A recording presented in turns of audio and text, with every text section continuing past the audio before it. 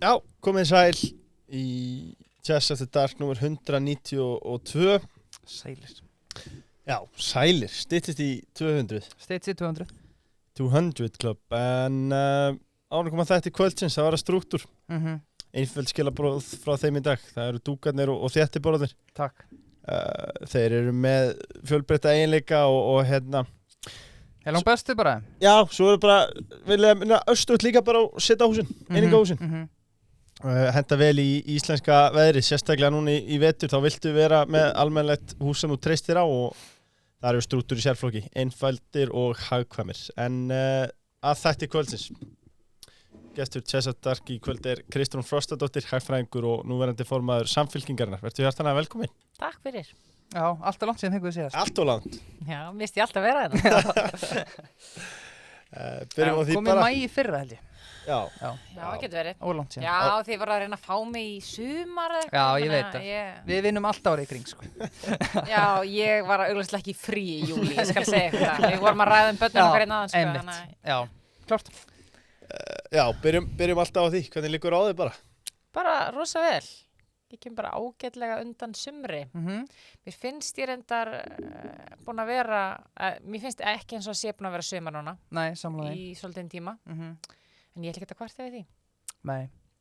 Nei, ég meina við erum bara búin að vera fulli, bara búin að vera að vinna í ágúst Já. og ég tók með frí í júli, ég er með börn á leikskóla og svona, þannig að maður er bara, Já, maður fer bara í frí í júli já. með öllu því sem því fylgir og svo bara tekur annað við. Einmitt. Núna er svona rútínu að taka við þingið að byrja og... Algjörlega. Já, klart. Fögnum við því? Já, það er alltaf gaman að komast í rútínu. Já, það er nefnilega gott. Maður finnur það þegar maður dettur úr henni. Sko. Rútínan er góð, sko. Við erum líka í svo miklu rútínu í Samfylkingunni. Við erum bara, ég meina, þetta er ekki grín. Það er bara svo skýrt plan. Já. Þannig að við mætum bara og þá bara höldum við áfram. Við þurfum ekkert að bíða eftir því að ríkisstjórnin geri eitthvað, við erum bara að vinna í okkar. Einmitt. Þannig að það er öllu grunnslegt, mjög gaman að vera í vinnunni þar sem er plan og það er áætlun og það er bara verkefni og það er nóg að gera og maður setur bara hausun undir sig og heldur á hann. Það má líka alveg hrósa Kristrún og Samfylkingunni, menna þau byggu bara til ákveði bara manifesto. Hvað ætlaðu að gera? Ég meina það er bara það sem við erum smám saman að gera. Kosningar vinnast ekki á 6 vikum, það vinnast á 4 árum. Og það er bara, hefur verið planið frá upphafi. Þannig ég tók við fyrir að vera 2 árum núna. Við erum búin að gefa út 2 útspil. Fyrsta útspili var fyrir svona ári síðan, sem var í heilbrigðismálum. Í vor. Heilbrigðismálin hétu Örugg skref, við vorum gaf út krafa árangur í atvinnu og samgöngumálum. Og núna erum við að vinna í útspili í hérna húsnæðis- og kjaramálum. Og ég meina hugmyndin þar er að svona smám saman kynna til leiks hverjar okkar áherslar verða í næstu ríkisstjórn. Auðvitað vitum við ekki nákvæmlega hvernig sú ríkisstjórn lítur út, skilur við, og auðvitað nærum maður ekkert alltaf nákvæmlega öllu sem maður vill í gegn. En með þessum hætti þá er fólk svona að kynnast okkar áherslu, smám saman í aðdraganda kosninga, hefur tíma til að melta, við fáum endurgjöf, feedback, skilur við, og þetta er allt unnið með mjög stórum hópa fólki. Þú veist, við erum ekki eitthvað ein í ykkur litlu herbyrgi, við erum búin að fara hringinn ykkur landi og halda fullt af fundum hérna á höfuðborgarsvæðinu líka og við erum með okkar svona gildismat og ramma og hugmyndir, en ég meina þú verður bara að taka púlsinn á þjóðinni reglulega til þess ertu kjörin. En er planið þá þannig sett upp eins og staðan er núna að það eru kosningar eftir rúmt 1 ár? Logi Már var í góðu viðtali á RÚV í eldhúsdagsumræðan sem var að tala um að þið eru alveg í hlaupaskónum ef að þetta kemur fyrr kosningar.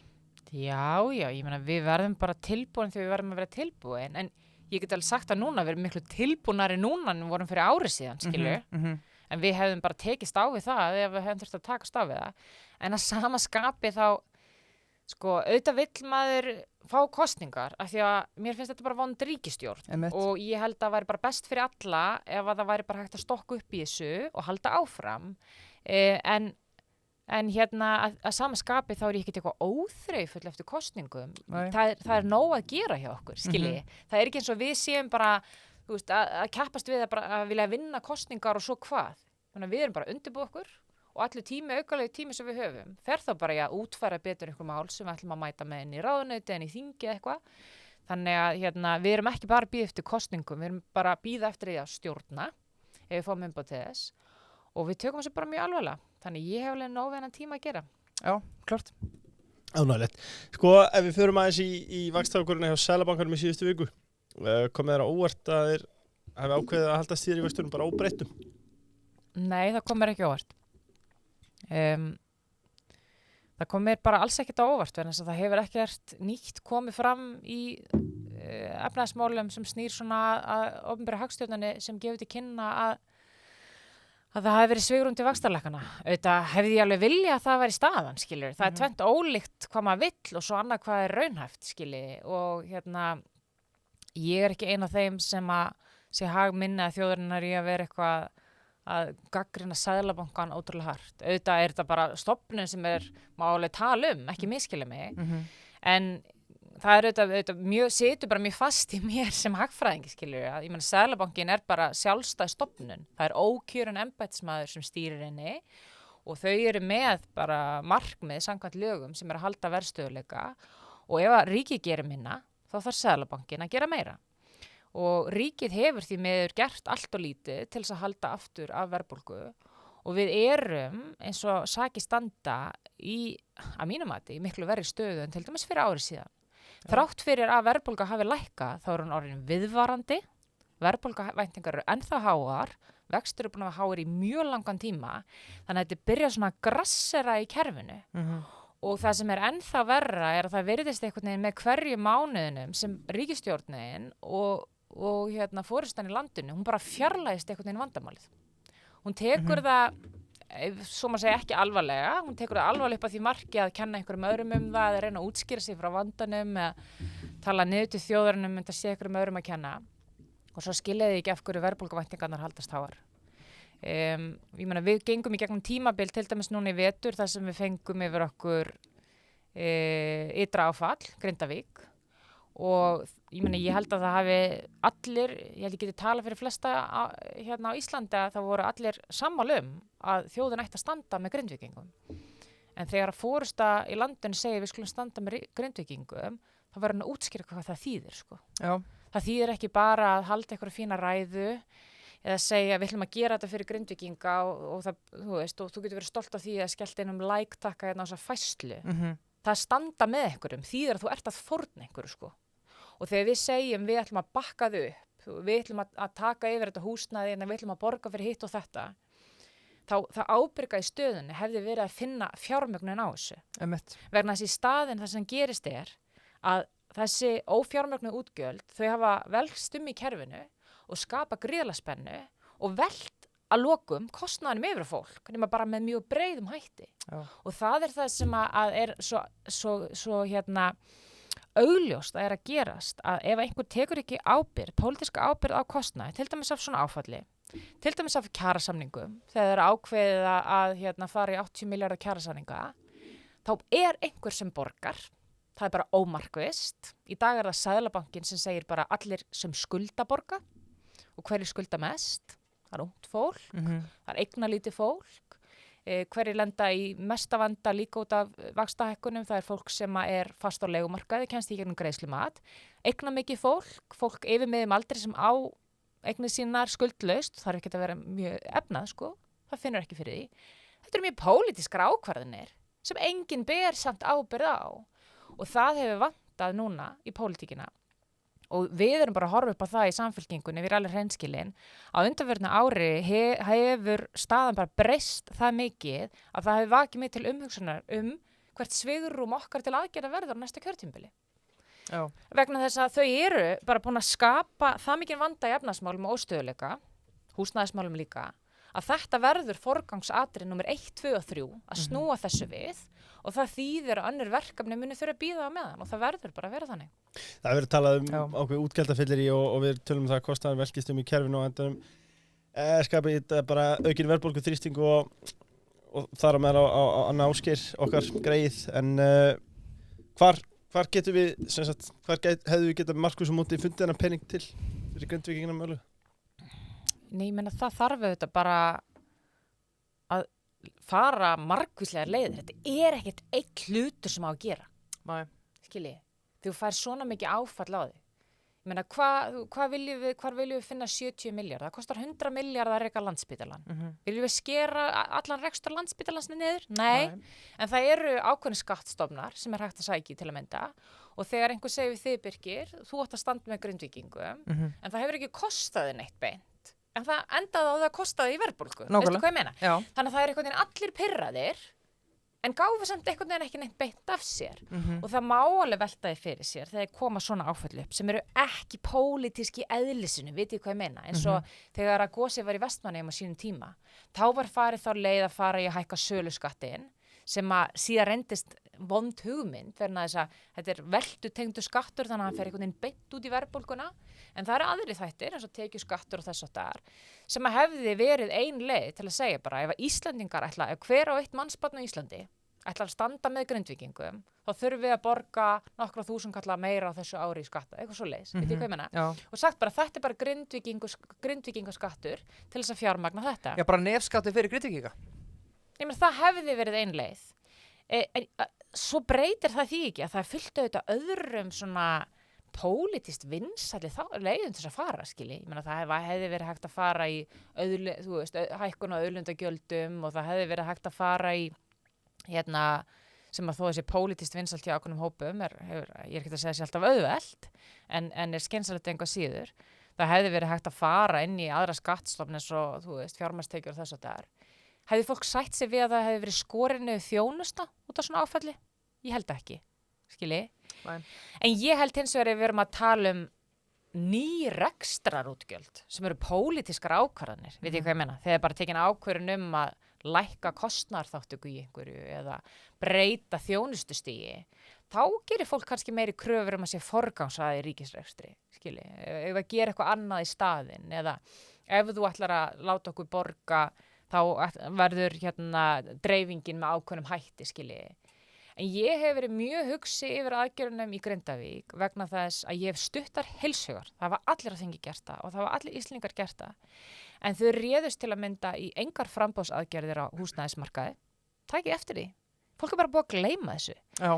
Muniði hvað var mikil umræða þegar Grindavíkur áföllin dundu fyrst yfir að það ætti að fara mögulega byggja einingar húsnæði og gera allar sem Já, svo var talað nýja aðgerðaáætlun 2000 byggingar á ári næstu 4 árin, svo bara, við erum búin að minnka niður í 500 núna eða 1000, ég manna ekki, en alltaf einhvern veginn fjall algjörlega sjálfsvík. Bara gerðist, ekki neitt. En þetta fólk, það þurfti áfram skjól, það þurfti áfram að komast einhvers staðar að og það flutti úr Grindavík, skilji, og inn í húsnæði annar staðar og það hafði áhrif á markaðinn. Og auðvitað, ég meina, þetta fólk var bara í þeirri stöðu, það var að gera þetta. Það komu engar aðgerðir framboðsliðina, það kom engin sértæk fjármögnun fyrir þessu. Nú er ég bara að tala um eitt áfall sem er ópólitískt, ytra áfall, snýst hvernig þú bregst við aðstæðum. Þau hafa verið mjög ákveðin í að tala um að þau hafi lent í alls konar aðstæðum þessi ríkisstjórn, sem hafa verið svo erfitt. Já, klart. En ég meina, þegar þú tekur aðra að leiða land, ert að búast við því að vera bara að fara að gera það sem að þú vildir gera. Já, bara smooth sailing allan tímann. Það er verið að dæma þig af því hvernig þú bregst við aðstæðum, skilju, og þú hafir hæfni til verka, þú hafir hæfni til að taka erfiðar ákvarðanir. Annað eins og ég nefndi áðan sem að þau hefðu ekki vilja til þess að fjármagnaði sinna almennilega var til að mynda kjarasamningsaðgerðirnar. Þær voru bara einhvern veginn látnar leka út í kerfið. Og þrátt fyrir að við vissum að ef þær myndi verða verðbólguhvetjandi þá myndu kjarasamningar falla vegna þess að það er vaxta ákvæði inn í kjarasamningunum. Ég meina þættir, nú er ég bara að nefna 2 svona stóra hluti sem að koma til á þessu ári. Nú er ég ekki að tala um alla minni en samt mikilvægu hlutina sem að kannski hafa verið samþykktir í þingjun en engin fjármögnun hefur verið fundin fyrir. Og mér finnst það bara mikilvægt að vekja athygli á þessu, vegna þess að fólk er alltaf að segja við mann, það er ekki þetta laga en óstöðuleika eða Íslandi, það er bara, þú veist, við erum með fjármálaráðherra sem mætir í útvarpi og segja það er í DNA Íslandinga að vera með háa verðbólgu og eitthvað svona. En ég meina það eru fólk sem er að taka ákvarðanir þetta og stundum þarf bara að segja óvinsæla hluti, skilurðu, og gera erfiða hluti til þess að hafa einhver áhrif. Já, algjörlega, og má kannski benda á Þórður Pálsson, góðvinur þáttarins, hann benti líka á það að það hefði ákveðið bókhaldsfif verið gert með Þórköllu, það sem að þetta einhverjum bara beitt kostnaður, það er keypt allt húsnæði, en þeir horfa á þetta sem fjárfestingu og setja þetta sem eignir, en það náttúrulega geti vel verið að vonandi gerist það ekki, en að þetta verði engar eignir, að þetta verði allt, raun yfir þetta allt saman, sko. Þannig að alls konar í þessu. Já, ég menna það þetta bara þannig, eins og sakir standa, þá hlýtur fólk að hugsa það þannig núna að þetta sé afskrifað húsnæði. Má myndi halda það. Ég menna, og með þeim hætti ég ekkert að segja, ég veit ekki hvað mér gerast í Grindavík, en það er bara, það situr tómt og fólk fór með þennan pening inn á markaðin, skilur, það í rauninu bara eins og hraunið hafi flætt yfir, skilur. Þannig að þetta voru bara 70 milljarðar sem runnaðan inn á, þetta skuldsetning á bakvið eitthvað þessu, skilur, ég áttum alveg á því að netto ekki það há upphæð. En þetta voru bara mjög mikil umsvif og eins og ég segi, það bara ábyrgða hluti að koma því til skila eins óvinsælt á það að þegar þú ferð í svona aðgerðir eins og kjarasamninga það þarf bara eitthvað annað eftir að gefa, annars lendum við í verðbólgunni og kostnaður borinn. Það einhver sem ber kostnaðinn, þú ert bara ekki að stýra honum, hann verður svona það kemur óstjórn í kerfið og þess vegna erum við í þessu ástandi núna. Mikið verið að gagnrýna, við klárum það bara núna, þessi samgöngusáttmáli sem hann gerur í síðustu viku, rúmlega 300 milljarðar. Við sjáum það að næststærsti kostnaðarliður ríkisins vaxtakostnaður. Þá spyrja menn sér allavega sem hægra með í miðju, þetta tímapunkturinn til að vera að fara í aukinn kostnað? Þetta náttúrulega fjárfesting. Þetta ekki rekstrakostnaður. Og þetta fjárfesting í innviðum sem að eiga að vera, þú veist, framleiðni aukandi, ef svo má segja. Ef þú átt einhvern tímann að skuldsetja þig fyrir einhverju, hvort sem í rekstri hjá fyrirtæki eða ríkinu, þá það í einhverju sem að eigur framleiðni í kerfinu. Og samgöngu úrbætur þess eðlis, það bara þannig. Þegar getur fólk haft skoðanir á því hvar þú átt að byrja og hversu mikið á að vera höfuðborgarsvæðinu versus annar staðar og auðvitað það þannig, það bara segir sér sjálft að því fleiri verkefni sem verða í gangi, því meiri skóflur og gröfur og allt það, því auðvitað meira aukast umsvifin, en það samt munur að eyða pening í eitthvað sem skapar eitthvað eignastofn eða eitthvað stofn og gerir fólki kleift að komast hraðar í vinnu, dregur og töpuðum tíma, sem auðvitað bara verðmæti. En stóra máli þar, bara surprise, náttúrulega fjármögnunin, skilur. Og það auðvitað ekki þannig að þetta verður allt tekið í skuldsetningu. Það bara ekki, það verður mjög þungt, sko. Fyrir utan að það ekki gert ráð fyrir því að verði þannig, Nei. Og síðan það, ég menn, svo máli rökraða hversu mikið að taka skuldsetningu, það á að taka hluta á þessi gegnum gjöld og svona, og það ekki búið útfæra það. Einmitt, algjörlega. Sko, auðvitað ófremdar ástand hvað var að skuldsetningu ríkissjóðs afsakið Kristrún. En þá kemur að því að maður þarf að ákveða mitt hvar maður getur klippið af og hvar maður á að safna fé. Sko, talandum vegaframkvæmdir og ástandið þar. Sko, eru vegtollar og veggjöld svo slæm eins og Hvalfjarðargöng ekki bara fínt að þessi rukka fyrir notkun og samanskapi stóriðan eins og Laxeldin á Vestfjörðum. Þessi stóru flutningabílar sem að, þú veist, eru bara spæn upp vegina með venjulega fólksbíla. Verið að skattleggja álagið á vegunum á þessa bíla? Ég spyr mig, sko. Sko, eitt bara sem ég verð að koma af. Sko, það náttúrulega, skuldsetning ríkissjóðs ekki mikil. Það halli á ríkissjóði hins vegar og hefur verið 9 ár. En skuldir ríkissjóðs eru í kringum 30-35% sem eru með þeim lægstu í þróa heiminum. Af þjóðarframlegi? Já. Vandinn auðvitað bara að það svo háa vextir hérna og þess vegna vaxtabyrðin eins og en við getum haft heilt samband tala það. Skilur, hverjir eiga íslenskar skuldir, sko. 90+% af þessu eru innlendir aðalar, það eiginlega engin erlend skuldsetning, þannig að við erum að borga hvort öðru þetta. En það svona önnur umræðum þegar við ætlum að tala gjaldmiðlinn og vexti og annað, sko. En varðandi veggjöld, ég bara alveg sammála. Það ekkert óeðlilegt við að í ákveðnum tilvikum þá borgi notendur veggjöld. Ég ger ekki athugasemd við það. Það auðvitað fer eftir aðstæðum. Það fer eftir eru aðrar leiðir færar, skilur.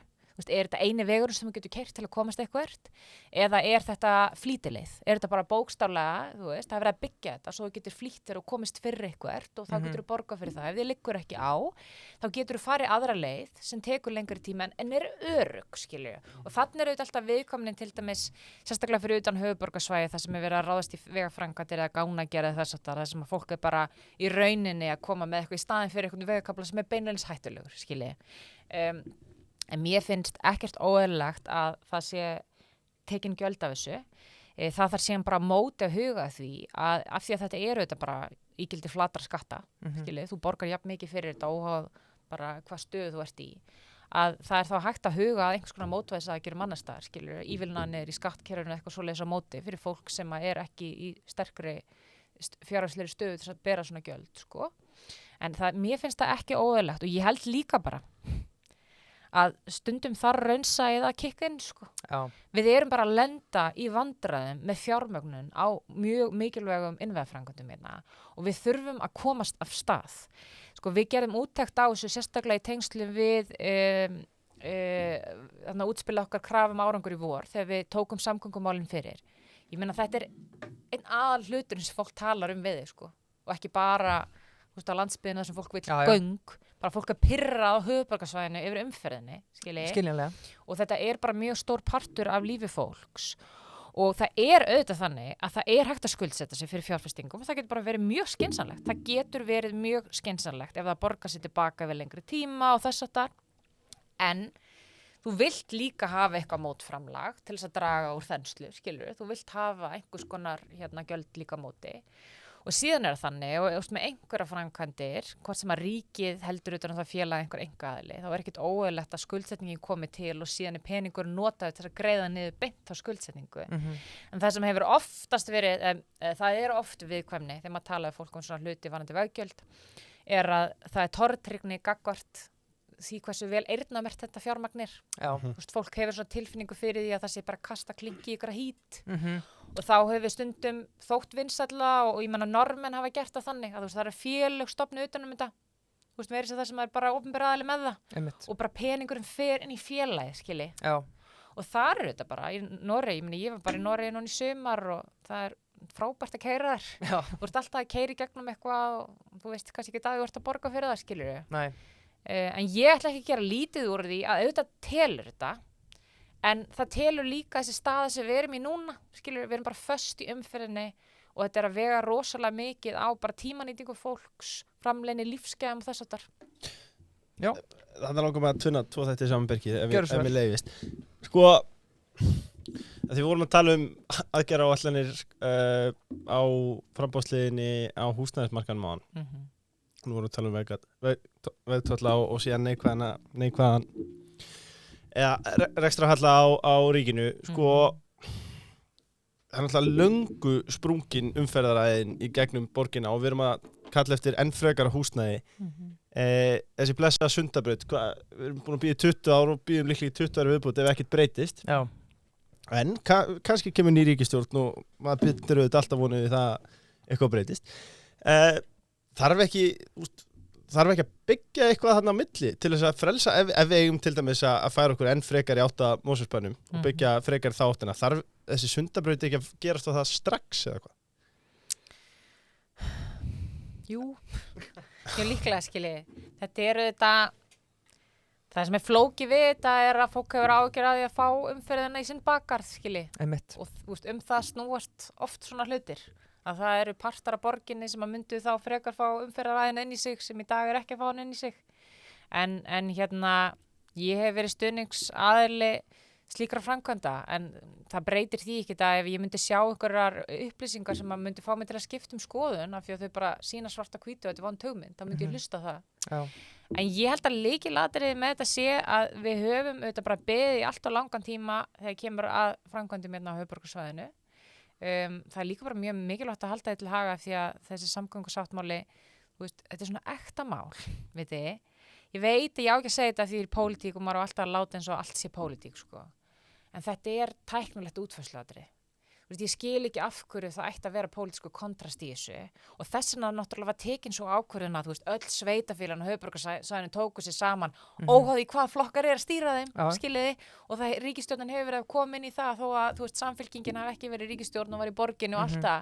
Þetta er tæknilegt útfærsluatriði og þetta hefur farið rosalega mikið út í hverju með á móti almenningssamgöngur og einkabílum og svoleiðis. Þegar staðreyndin er svo og ef þið skoðið planið sem ekkert mikið breytt frá því að samgöngusáttmálinn var aftur birtur núna, það var aðalega bara endurmat á kostnaði en plönin ekkert stórlega breytt nema það bara búið að ýta hann lengra aftur í tíma þannig að það búið að taka meiri tíma en við byggust við að koma þess að stað.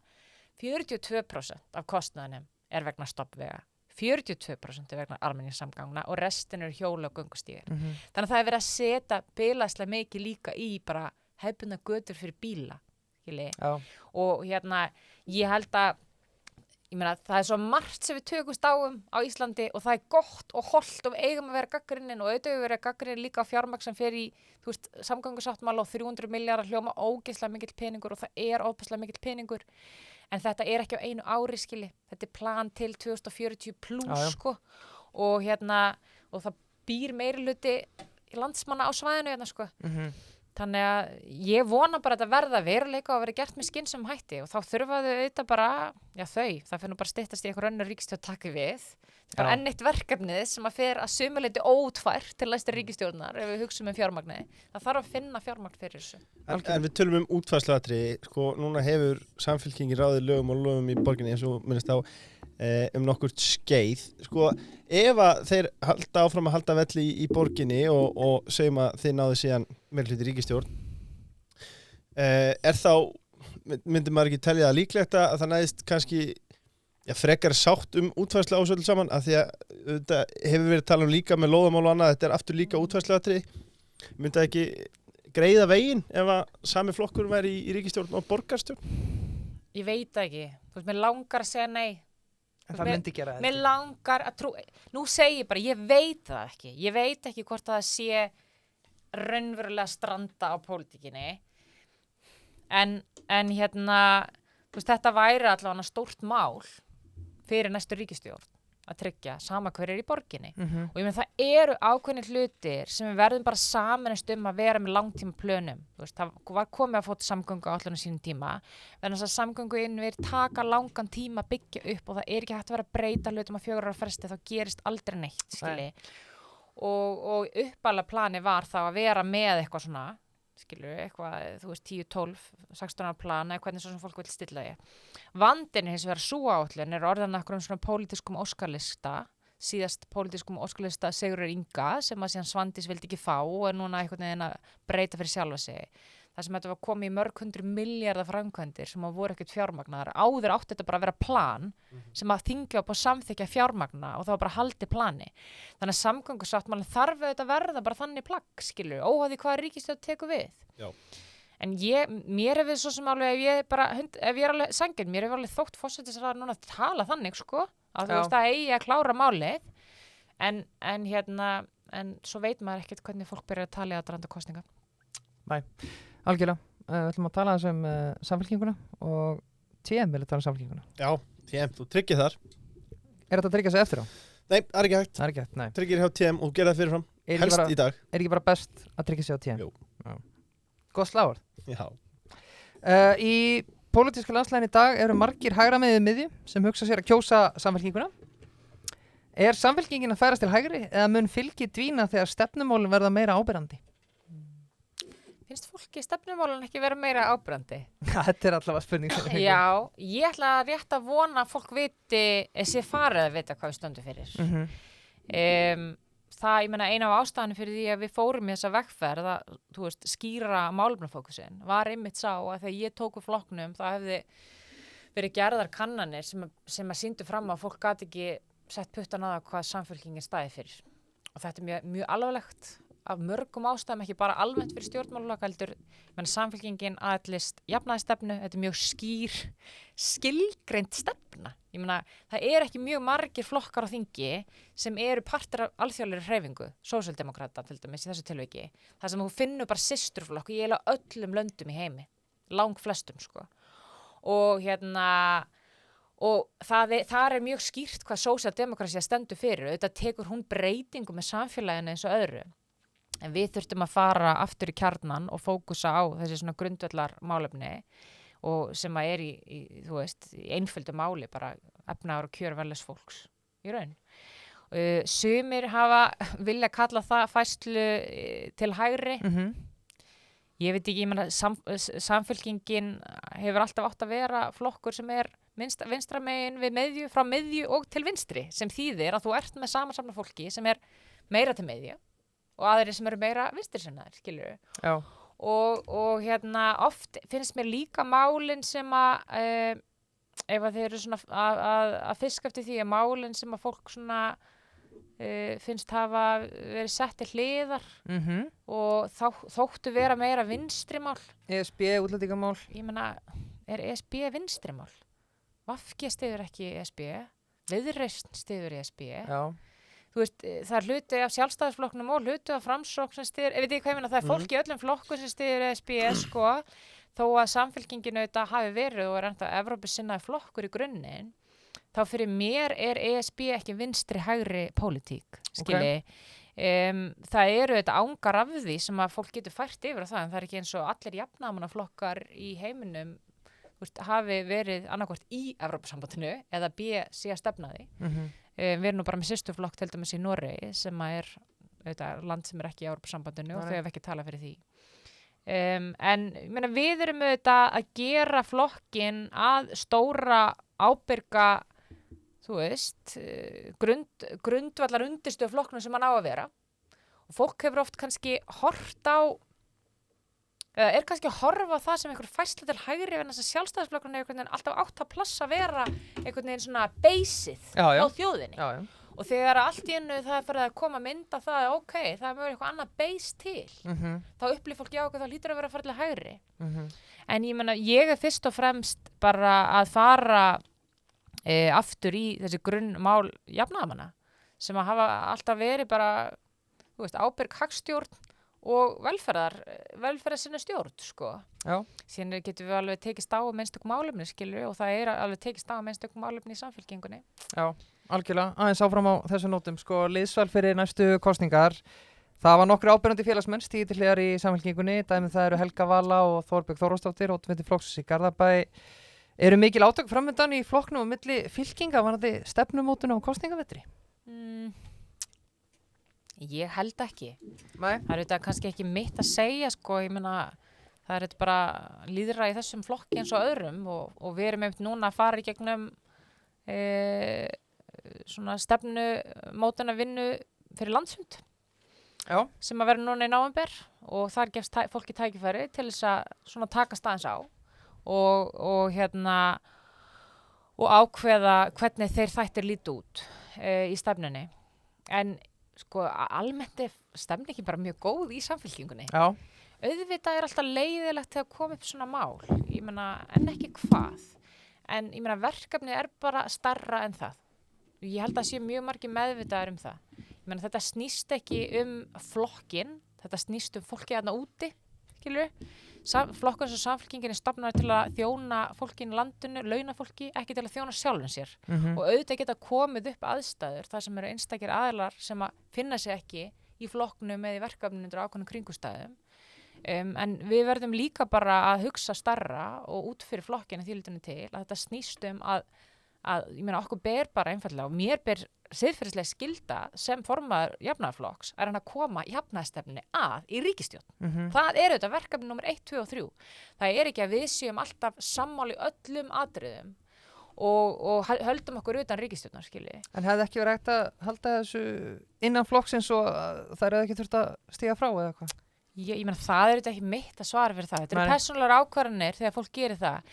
En það fólk sem með alls konar skoðanir í Samfylkingunni og Samfylkingin á að vera og mun verða það ef að við höldum þessari stöðu, þessi breiðfylking sem við erum að verða, staður sem fólk getur verið með mismunandi skoðanir einstök málefni, en það saman vegna þess að saman í flokki vegna þess að það sammála ákveðin grundvallar málefni. Það vill reka bara sterkt velferðarkerfi, það vill hagstjórn sem sinnir sterku velferðarkerfi og það vill bara sanngjarnt samfélag.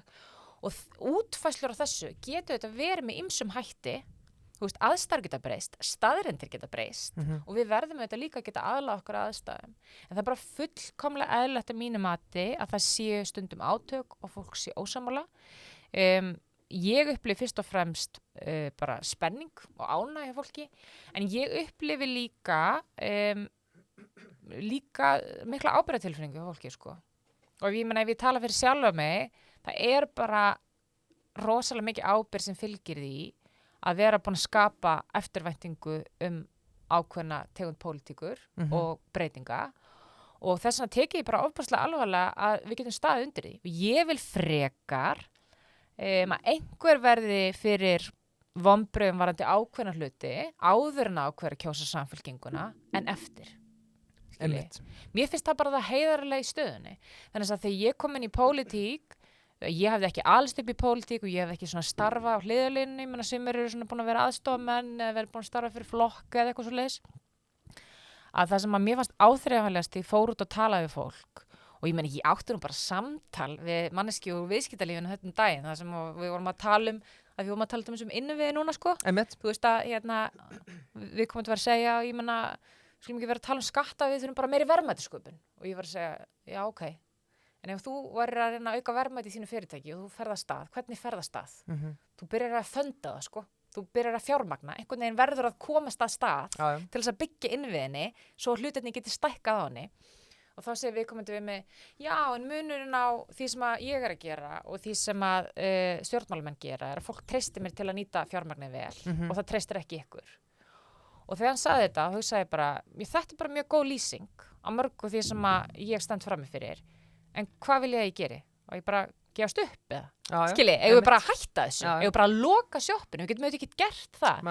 Þannig að markmiðið hlýtur að vera að reyna að afmarka verkefnið, þetta risastóra verkefni, við eitthvað sem er gerlegt, eitthvað sem skilar framförum í öruggum skrefum, eitthvað sem að, já, þorri þjóðarinnar getur saminast vegna þess að þrátt fyrir að við munum ekki fara upp í 50%, held ég, þá munum við sem þurfa að stjórna fyrir þorra þjóðarinnar og þá er bara miklu eðlilegra að vera hreinskilin fyrirfram. Hvað getur skilað að þér og fólk verði þá ekki vonsvikið og þetta snýst þetta verkefni í dag. Að sjá hvort maður getur verið hreinskilinar yfir fólk, ekki lofa upp í ermina á sér, átt bara uppbyggilegt og gagnrýnin samtal og það eru sumir sem treysta sér í það verkefni, aðrir ekki. Svo mun það bara koma í ljós eftir næstu kosningar hvort að ég hafði rétt fyrir mér eða ekki, skilji. Og ef ég hef ekki rétt fyrir mér, þá er það líka bara allt í lagi. Þá er bara einhver annar sem tekur við, skilji. En þetta er auðvitað bara, ég meina, það er alltaf ágreiningur í pólitík en ekki hvað. Algjörlega. Það er bara mjög algengt. Sko, aðeins áfram í liðsvalinu, sko, við sjáum að það er mikið búið að orða Dag B. Guðmund Árna við að þið verða ofarlega á lista hjá okkur. Þeir eru auðvitað sterkan stuðningsmannahóp en mjög umteldi menn. Ræðist að fylgi geti fallið og velur rangt fólk á lista? Sko, þið eru náttúrulega ekki að fara að hafa neitt upp um mér varandi stögnöpp, sko. Getur bara fengið Dag staðfest. Viljið í blikki, postaðu ef að það er já. Nei, ég meina, ég verði bara ferli meira en svo, fyrir utan það að þú veist, við erum bara, það eru auðvitað alls konar samtöl og pælingar og hlutir í gangi og við verðum tilbúin á réttum tíma, ég hef ekki ágjörð því, en það er líka bara ákveð, það er ákveð ferli sem þarf að eiga sér stað, skilur, og ég er ekkert að skipta mér af því hérna í podcasti. Nei. En ég hef ekki áhyggjur af því að fylgi falli þegar listin verður kynntur. Ekki þeim skilningi að því að ég hafi eitthvað áhyggjur að við séum ekki komin með eða verðum komin með gott fólk. Ég hef ekki áhyggjur af því. Ég hef auðvitað samt stöðugar áhyggjur bara af því að við munum ekki halda dampi punktur, skilur. Þú veist. Ég meina, það er bara þannig. Þetta verkefni er ekkert búið þó að komi ein og ein góð könnun. Þetta verkefni er ekki einu sinni búið þó að við náum að vinna næstu kosningar. Þetta verkefni er búið ef við náum að breyta bæði samfélkingunni og landinu. Og þannig hugsa ég bara. Ég er mjög verkefnadrifin. Fólki sem er að sinna þessu verkefni er mjög verkefnadrifið. Og við erum ekkert að halla okkur aftur í sætunu. Ég er alveg mjög meðvituð það að það eru alls konar hluti sem geta hreyft fylgið. Annað en listin, sko. bara, þú veist, fólk mitt, það kom spurningar náðan stefnumálun og allt það, ég meina við erum og ég hef reynt að vera hvað skýrust, eins skýru ég get. Ég vil ekki vera að plata fólk, sko. Ég auðvitað í pólitík og stundum með pínu sjó og hlutirnir þurfa að vera settir fram á áhugaverðan hátt, en fólk á að vita hvað það fær ef það kýs Samfylkinguna, að minnstakosti hvað við stefnum að því og er gerlegt. En þetta er bara stöðugt áhyggjuefni hjá manni, bara hvernig getur maður haldið þessu lifandi. Kallt á tóknum? Nei, ég meina, þetta er bara brjálið vinna. Já. Það er bara það sem þetta er. Mhm. Það eru auðvitað alls konar hluti sem koma til sem að gera verkum að það gengur vel. Og ég meina, þú getur nefnt bara, þú veist að koma inn á réttum tími í pólitík, það myndast eitthvað gat út af því að eitthvað gerist í öðrum flokkum og eitthvað sætgast eitthvað í öðrum löndum. En í lokdags var þetta bara bilið vinna. Fólk er bara að vinna ofboðslega mikið. Upplifir að það sé einstakt tækifæri núna í íslenskri stjórnmálasögu til þess að breyta til þess að fá annan flokk inn sem er festuflokkur, ekki fylgiflokkur, áhangandi flokkur skili, ekki flokkur sem kemur bara inn í eitt kjörtímabil, hefur raunveruleg langtíma áhrif á íslenskt hagkerfi og efnahagslíf og samfélag, alveg eins og við höfum síðan Norðurlöndunum. Og það snýst verkefni. Og eins og ég segi áðan, sko, auðvitað vil ég ekkert sjá fylgi falla, en ég vil frekar fá aðeins slagur upp úr kössunum, en að fólki sem kýs mig og okkur er ánátt með að hafa kosið okkur. Heldur liðið svo verið svikið? Já. Já, vel svarað. Ég er að fara að taka rittarspurningu núna, en það er því hún kemur frá pabba mínum. Þannig að hún fær að vera dálítið ofalega í þættunum. Hún er úr sjávarútveginu. Ertu sammála ýmsum hagfræðingum, til dæmis Ólafi Margeirssyni, að veiðigjöld ættu að vera 40 til 60 milljarðar á ári? Þessu upphæð er aðeins helmingur af rekstrarhagnaði útgerðarinnar og aðeins 4% af verðmæti auðlindarinnar. Já, sko, þetta er mat sem hefur verið gert ekki bara af Óla Margeirs, heldur fleirum, sko. Indrið á Þorláks og ASÍ og þú veist, það hafa komið margar svona tölur á þessu bili, svona 40 til 80 milljarðar. Það er þetta vítt bil, en þetta er svona munur einum 10 eða 100 milljarðum skili. Og ég hef ekki gert athugasemdir við það mat. Ég held að fyrsta skrefi hljóta að vera að hækka veiðigjöldum með hvað þau eru í dag. Já. Þau eru 10 milljarðar í dag, skili. Og það liggur alveg fyrir að það er svigrúm til þess að fá stærri skerfa auðlindarendunni. Það þurfti bara að gera það með skynsum hætti, það er munur á útgerðarfélögum. Það er munur á því hvort þú sért í topp 10 eða topp 20 eða topp 30, hvar í sjávarútvegskerfinu þú liggur, skilur við. Það þarf að vera einhver þrepaskipting í þessu veiðigjaldi, það eru bara söm félög sem hafa meira bolmagn en önnur. En ég hef engar forsöndu til þess að meta þetta með einhverjum öðrum hætti en að þetta gæti verið bara hinn rétt að tala fyrir auðlindarendu upp að því markið sem er hægt að henda beint reiður á það, sko. En er þetta þá ekki ákveðin fíll í herbygginu ef þetta eru verðmætin og við erum að gefa þetta á 10 milljarða? Jú, það er það.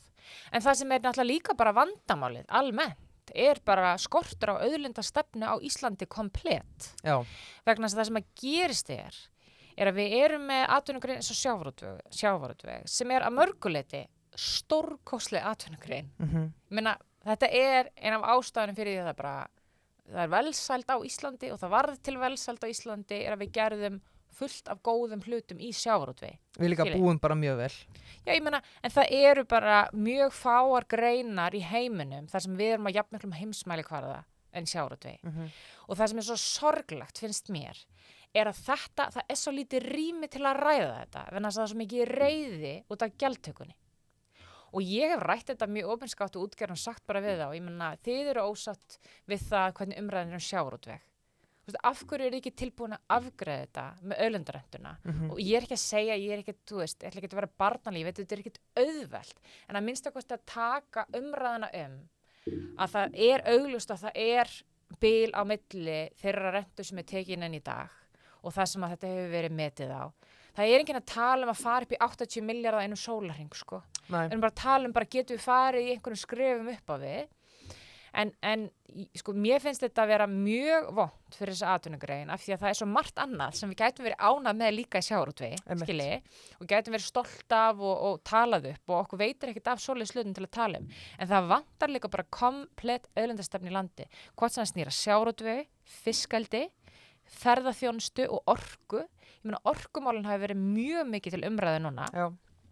Og ég held að stefni ákveð óefni ef ekkert verið aðgert og þessi ríkisstjórn verist frosin í báða fætur hvað það varðar að við erum að lenda í vandræðum með að fá ákveðin virkjunar eða framkvæmdarleyfi í gegn þegar kemur að vindorku og ég meina Hvammsvirkjun hefur líka verið til vanda að þýleitunum til vegna þess að það er ekki komin eitt planum hvernig þeir einkaaðilar sem sinna svona virkjunum eins og tilvikið til dæmis vindorku hvernig gjöld af í raunin orkuframleiðslunni muni vera. Og nú átta ég alveg á því að mikið af þeim virkjunum sem við erum að tala eru virkjanir í eigu Landsvirkjunar. En það sem fólk hefur áhyggjur af að þegar það byrjar að byrjum að opna einkaframtaki inn í þetta og það verður engin rammi. Alveg eins og að við fórum að stað til þess með fiskeldi að vera með nóg að skýra ramma gjaldtöku og umhverfisvernd og svona. Þá er svo erfitt að snúa við aftur. Já. Og við höfum getað svona sofið frekar rólega í orkumálum hvað auðlindarentu varðar vegna þess að við höfum alltaf hugsað bara við höfum Landsvirkjun, skilur mín skoðun er að það þetta besta sem við höfum gert í auðlindamálum er að vera með Landsvirkjun en Landsvirkjun er ekki með alla orku framleiðslu í landinu. Það halda mjög margir Landsvirkjun bara eigi allt, sko. Það er ekki þannig. Það er einkaframtak komið hérna inn og ég meina í einhverju tilvikum það bara í góðu lagi en við höfum sætt okkur við hitt, þannig að við vitum við fáum arðgreitt á Landsvirkjun. Þannig að við bara sættum okkur við það. Já. En það sem að væri eðlilegra og við tölum í krafum árangur í auðlindamálunum væri að það væri bara auðlindagjald eða orkuskattur sem að Landsvirkjun jafnt sem einkaaðili myndi borga og í tilviki Landsvirkjuna myndi það bara lækka arðin til ríkisins. Skiptir ekki öllu máli hvort það sé orkuskattur eða allavega ekki tvöfaldan. Það skiptir engum máli sko. En þá ertu komin með einhvern ramma sem allir lappa inn í. Skilur, leikreglurnar eru skýrar fyrirfram. Ef að þú ert einkaaðili og ferði að byggja vindmyllu, þá veistu hvernig regluverkið er, hvernig rammin og gjaldtakan er og allt það. Og ég held líka og þetta er það sem við lögðum mikla áherslu á í vor. Ég meina þetta liggur allt bara access.is, þú veist, ef þið viljið fara ángrís, bara googlið krafum árangur af því fólk segir, ég veit ekki hver finnstu þetta við fórum bara mjög skipulega yfir þetta hvernig við sáum þetta fyrir okkur að ég held að þetta myndi breyta líka umræðinni auðlindir í landinu ef við myndum fara þessa leið. Ég meina Norðmenn eru nálgast auðlindaumræðinu miklu breiðara og það snýst þetta ekki að taka eina atvinnugrein fyrir, skilji, og það verður rosalega neikvæðin eitthvað einni atvinnugrein. Það snýst þetta bara við búum þetta saman, við eigum þetta saman, við eigum að vera með auðlindaákvæði stjórnarskrá sem að hnykkir á því og ef að þú færð að nota auðlindina, þá er alveg eðlilegt að þú fáir þetta að græða eitthvað á því, þú ert að leggja eitthvað hugvit í það og leggja þig vinnu og allt það, en það sem er auðlindarenta sem skapast vegna þess að þú hefur aðgang að eitthvað sem ekki allir aðrir hafa, þjóðin á það.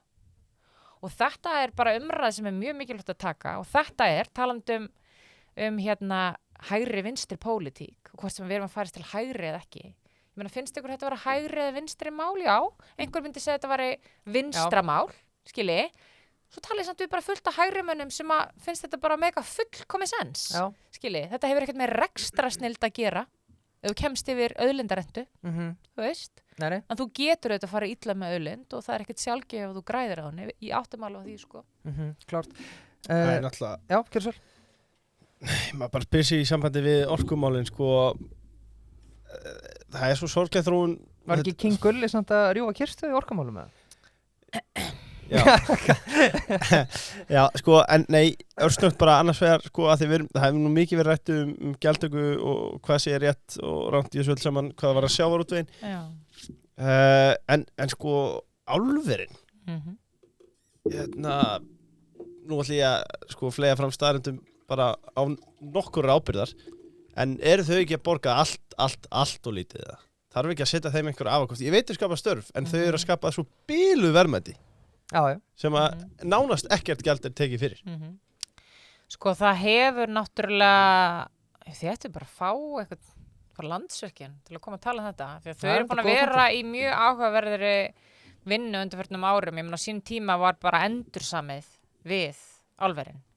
Þau voru að borga miklu lægra verð en þau eru að borga í dag og miklu lægra en bara almenningur og fyrirtæki í landinu. En sko, ein af ástæðum til dæmis fyrir því að hagnaður og arðsemi Landsvirkjunar orðin svona mikil í dag út af því að það er búið að endursemja við álverin. Og ég meina það ástæðan fyrir það að við komum upp og það er ekki svo langt síðan að það var verið að hóta því að loka Straumsvík og svona út að háu verði sko og ég nú ekkert endilega vissum að það hafi, ég veit ekki nóg mikið það mál, ég hef aldrei séð álver, við höfum aldrei séð verðin eins og þau eru en ég meina það þarf ekki annað en að skoða bara hvernig reksturinn hefur verið hjá Landsvirkjun til að sjá þau eru að borga meira. Síðan hefur alltaf komið upp umræða þú veist, hversu mikið verður eftir af ákveðnu arðsemi alfyrirtækjana vinna þessa, þú veist, þetta eru alþjóðleg fyrirtæki og þau eru að kaupa inn líka, skilur, kaupa inn súrál og öll aðföng frá móðu fyrirtækjunum og þess aftar en ég ætla ekkert að vera með eitthvað stóra blammeringar í því verðan þess að ég er bara ekkert með þessar tölur á hreinu, bara ef ég er alveg hreinskilin og ég vil ekki vera að tjá mig með þeim hætti en það liggur alveg fyrir að ef að það væri staðan að það væri verið að koma í veg fyrir að einhver verðmæti væri eftir sem réttilega ætti að vera eftir og ætti að vera skattlið og svo leiðis. Það væri það bara mjög alvarlegt og það þarf að taka þá á því. En já, ég menn þessi umræðum álverin, hún er einhver liti gömul, tengist gömlum samningum og síðan þetta bara þessi almenna umræðum að 80% af raforkunni notabenni raforkan sem ekki öll orka á Íslandi hún notuð á stóriðju en ef þú tekur með, þú veist ég meina, raforka bara eitthvað í kringum þriðjungur af orku af orku í landinu, ef þú tekur notkun á olíu og jarðvarma og allt þetta þannig að þetta svona kannski fjórðungur sko þetta svolítið svona skekkjandi þannig að fólk þetta bara hugsa til framtíðar skilur, hvað gerist ef eitthvað álver fer og þú þurfi ekki að vera með hugmyndir varðandi framtíð nýtingu orku og svo leiðis og það bara mjög eðlileg umræða að taka finnst mér en það breytir því ekki að það eru bara langtíma samningar við þessi álver þau skapa mjög vel borgandi og góð störf fyrir fólk ég meina ég heimsótt öll þessi álver ef það hefði ekki farið í álver þá hvet ég ykkur til að fara í álver það er ótrúlegt að vera inn í álveri og sjá bara hvað þau að gera þarna og þetta heldur uppi til dæmis eins og á Reyðarfirði og fyrir austan þar sem álveri komið sín tíma og það hefur verið mjög umdeilt í kringum Kárahnjúka þá hafi þetta, ég meina þetta að einhver leiti bara bjargaðu Austfjörðum það er svo ofboðslega mikil afleitt starfsemi sem við fyllt þessu við bara fólk sem að vinna í inngreinum tengdu þessu en þetta þetta bara þetta snýst pólitíkin þú veist, give and take það alltaf einhverja fórn einhver staðar og einhverja ákvarðanir og þess að en ég tel mig vita það sé búið að taka mikilvæg festu á verðlagningu þarna en þetta eitthvað sem þarf bara stöðugt að vera þrýst á sko. Algjörlega. Síðan spurning var til sjávarútveg MG Marvel, 100% rafmagnaður ég á honum. Er ekki afsláttur á Marvel? 7 ára ábyrgð, afsláttur 1 milljón króna tilboð 5.990. Þetta eru svakalegi bílar. Og þetta eru svakalegi bílar. Þeir eru líka svo snotrir. Þeir eru það. Þessi bara stutt frá MG. Þeir vilja bara spura til hvalveiðarnar. Er nauðsynlegt að skjóta þá? Nauðsynlegt að skjóta það. Það þarf bara að leggja fram lög á Alþingi sem bannar hvalveiðar ef það á bannar hvalveiðar. Það má ekki gera þetta bara eftir hver er ráðherra? Nei, það er bara mín skoðun, skilur. Samfylkingin er í grunninn mótfallin hvalveiðum en það skiptir máli hvernig ákvarðanir eru teknar og það skiptir mig máli og það skiptir flokkinn máli en sérstaklega mig sem forystumann máli að fólk átti sig á því að við munum vinna með faglegum hætti að hlutunum, skilur við. Þú veist, það er ekki hægt að vera að bíða með, það er til að síðustu stundu til að taka svona ákvarðanir. Mér finnst ekki eðlilegt að það sé svolítið svona bara í sjálfvald hvers ráðherra sett og hvaða stjórnmálamaður er. Ef fólk vill ekki hafa þetta lengur, þá þarf að leggja fram lög, þá þarf að samþykkja þau lög og þá þarf að banna þetta með þeim hætti. Algjörlega, vel svarað. Ég er að fara í umræðu núna sem ég er mjög spenntur. Ég held að hún er ekkert verið tekin. Ég held að við séum alveg að finna upp hjólið hérna smá. Okay. Og mögulega er þetta óvinsælt. En það er menntakerfið, þú veist, við lofuðum Kristrúnu að hafa viðtala ekki lengur en 1 fótboltaleikur. Þannig að við þurfum að halda vel á spöðunum, en Kristrúnu er að svara öllum hnitmið og vel. Okkur langar aðeins spurði í menntakerfið og þeir sem vilja spurði það eru kontaktfyrirtækjaráðgjöf. og þeir vilja minna á að þú þarft að gera áreiðanleikannir því að leifir þú ert ofta að kaupa fyrirtæki og svona, þá þarft að fara í áreiðanleikannir og þeir græða það. Ef þú kaupa fyrirtæki, selja fyrirtæki, konta bara fyrirtæki. frá A-tilu, verð með þetta annað, bara sjáum þetta, heyri bara í það. Algjörlega, og þeir eru með pælingu hérna. Sko, hvað ætla Samfylkingin, eða segja hvað ætla þú að gera, hvað ætla Samfylkingin að gera til að stuðla að því að menntun sé metin til launa? Hversu mikið eigum við háskólamenntað meðaltekjufólk að söffera til þess að gera betur við láglaunafólk? Frá aldamótum hafa laun lægst launuðu margfalt hækkað umfram háskólamenntaða. Þetta áhugaverð spurning það. Mjög góð. Wow. Og svona óvinsæl, eða svona, að þegar alltaf tala um lægstu launi, sko. Já. Við erum auðvitað alveg með stéttarfélög sem eru samt hafa verið mjög fókusera á þennan enda, sko. Já. Þú veist, hvar á ég að byrja? Auðvitað skiptir alveg ofboðslega miklu máli að menntun sé metin til launa. Við þurfum samt bara að vera með kerfi með þeim hætti að þeir sem að hafa ekki tök á að mennta sig af alls konar ástæðum geti einhvers síður lifað á launum sinum, sko. Og ég held að vandinn sem er komin upp hér, það vissulega mjög þröng tekjudreifingin á Íslandi. Það liggur alveg fyrir. Það bara eitt mesti tekjujöfnur í heima á Íslandi. Ég veit allt um það og Bjarni þarf ekkert að segja mig það. En ég veit líka alveg hvernig eignamyndun og annað og það miklu flóknara mál af því að klassíska dæmið að þú veist 25 ára gömlum strák og vinur hans og þeir eru báðir á 700 krónum á mánuði en annar þeirra á foreldra sem geta lána hann fyrir útborgun íbúð og hann getur bara farið beint inn á stigan en hinn að borga 350.000 krónur á mánuði í leigu. Skilji, tekjujöfnuður segir bara mjög lítið. Þannig við þurfum líka að byrja þar að laun fólks segja mjög takmarkað, sérstaklega í umhverfi eins og við erum búin að vera í núna, þar sem að eignamyndun að hafa svona ofboðslega ráðandi áhrif á líf fólks. Og það bara fólk sem bara kemst aldrei inn meira sem þó að sé einmitt á ágæta launum. Og þess vegna kemur líka þessu umræði inn, einmitt með fólk með háskólamenntun sem kannski í grunninn á ágætum launum. En það sem að hefur haft auðvitað rosalega mikil áhrif og þrýsting á þessa launajöfnu bara atvinnustefna sem hefur verið rekin í Íslandi. Já. Ég meina, Ísland og hefur lengi verið hálaunaland og það ástæði fyrir því. Það að því að við erum velferðarríki, skilju, þrátt fyrir að samfélkingin hafi ekki alltaf verið við völd hér, þú veist, þá það bara þannig. Það er gott að búa á Íslandi að mjög mörgu leyti. Og það hafa verið hálaun hérna vegna þess að við höfum keyrt á atvinnugreinum sem hafa gert okkur kleift að vera með hálaun. Síðan auðvitað inn á milli koma skorpur þar sem að framleiðin hefur dottið niður, þetta hefur verið verðbólguaukandi að vera með svona hálaun, skilji. En punkturinn sama hvað fólk vil segja að sé alltaf hálaun hérna og allt það, þá höfum við getað staðið undir því, vegna þess að verðmætasköpunin hefur verið tiltölulega há á mann. Síðan það sem að gerist á síðustu árum, sérstaklega eftir hrun, við fórum í auknum mæli að keyra áfram hagvöxt á láglauna atvinnugreinum. Til að mynda ferðaþjónustunni. Þetta mjög óvinsælt og viðkvæmt stundum að nefna. Það eru alveg störri sumstaðar í ferðaþjónustu, en við vitum alveg að það ástæða fyrir því að það mikið af erlendu aðilum og mikið efnahagslegum innflytjendum sem hafa verið að koma til landsins á undanförnum árum og þessi stóra breyta í svona samfélagsmyndinni sem við erum að vera vitna að fyrst og fremst fólk að koma í gegnum EES að sækja vinnu á launum sem við treystum okkur ekki til að lifa á. Og fyrir aðila sem kannski koma frá Spáni í, þú veist, harki 4 mánuði og býr með 4 vinum sínum og fer svo bara í Gullfoss og Geysi og þú veist, þá þetta bara uppgrip. En fyrir, þú veist, einstæðri móður einhvers staðar í Laugardalnum, þá þarf hún að búa hérna. Hún þarf að búa á þessu.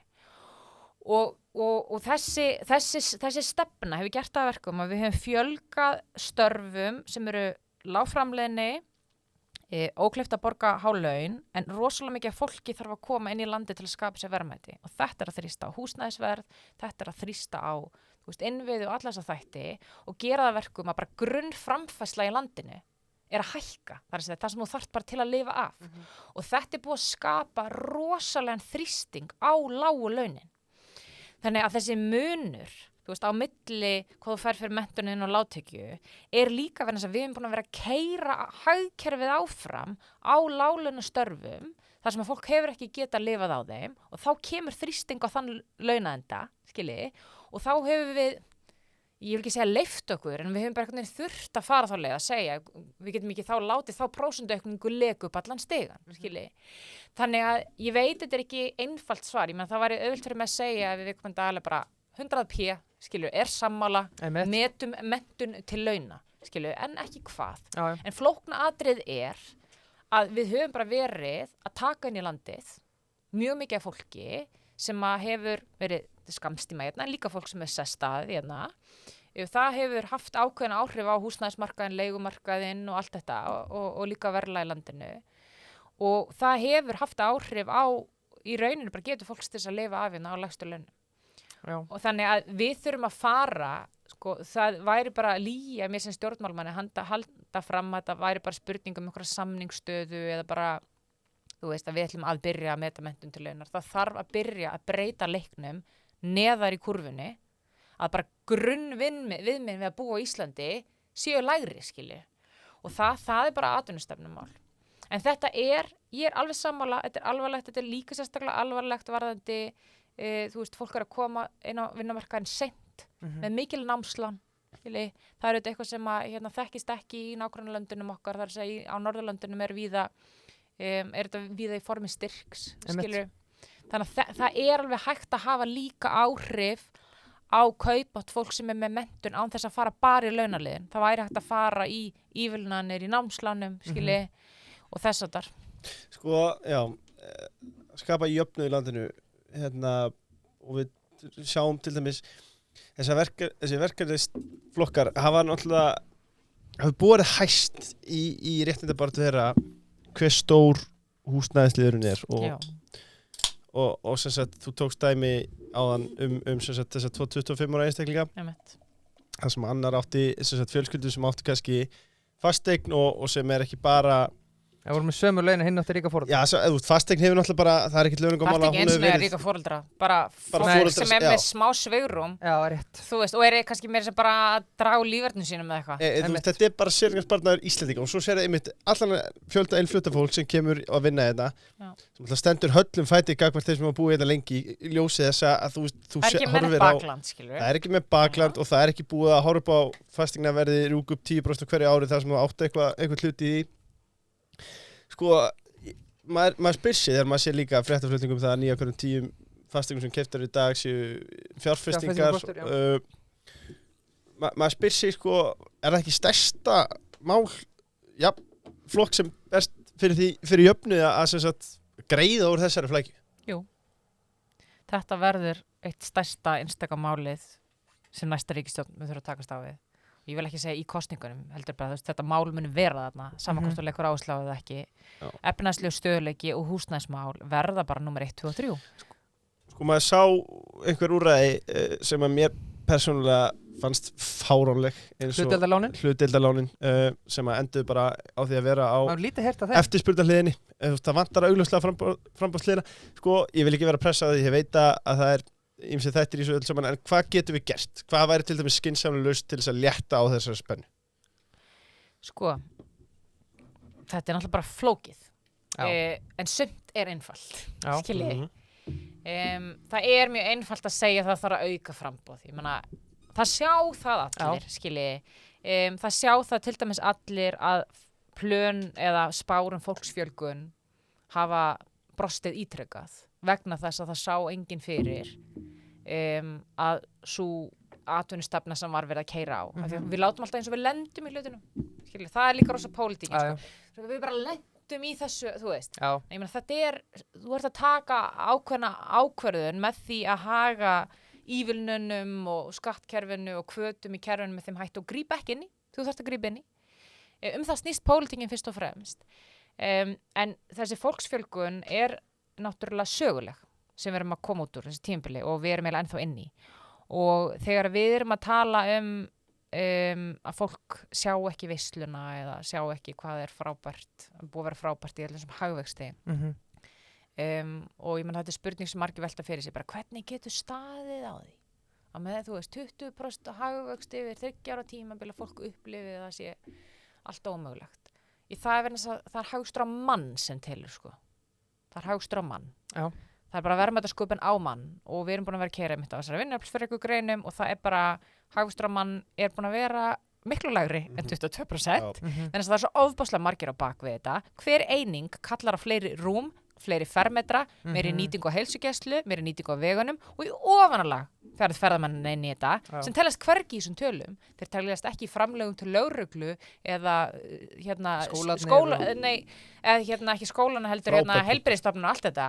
Skilji, þetta hefur bara íþyngjandi áhrif á kerfið og þessina þú veist, í nútíma hagkerfi sem á að vera velferðar og verðmæta sköpuna sinna, það átt að vera fókusa meira á, leið mér sletta svona capital-intensívar greinar en vinnuafls-intensívar. Það bara þannig, þú veist, í fátækaralöndum þá vinnuafl ódýrt, en það dýrt að fá kapital, en í ríkaralöndum þá hefur það verið öfugt, skiljiði. Og það hefur oft verið það sem við verið að stefna.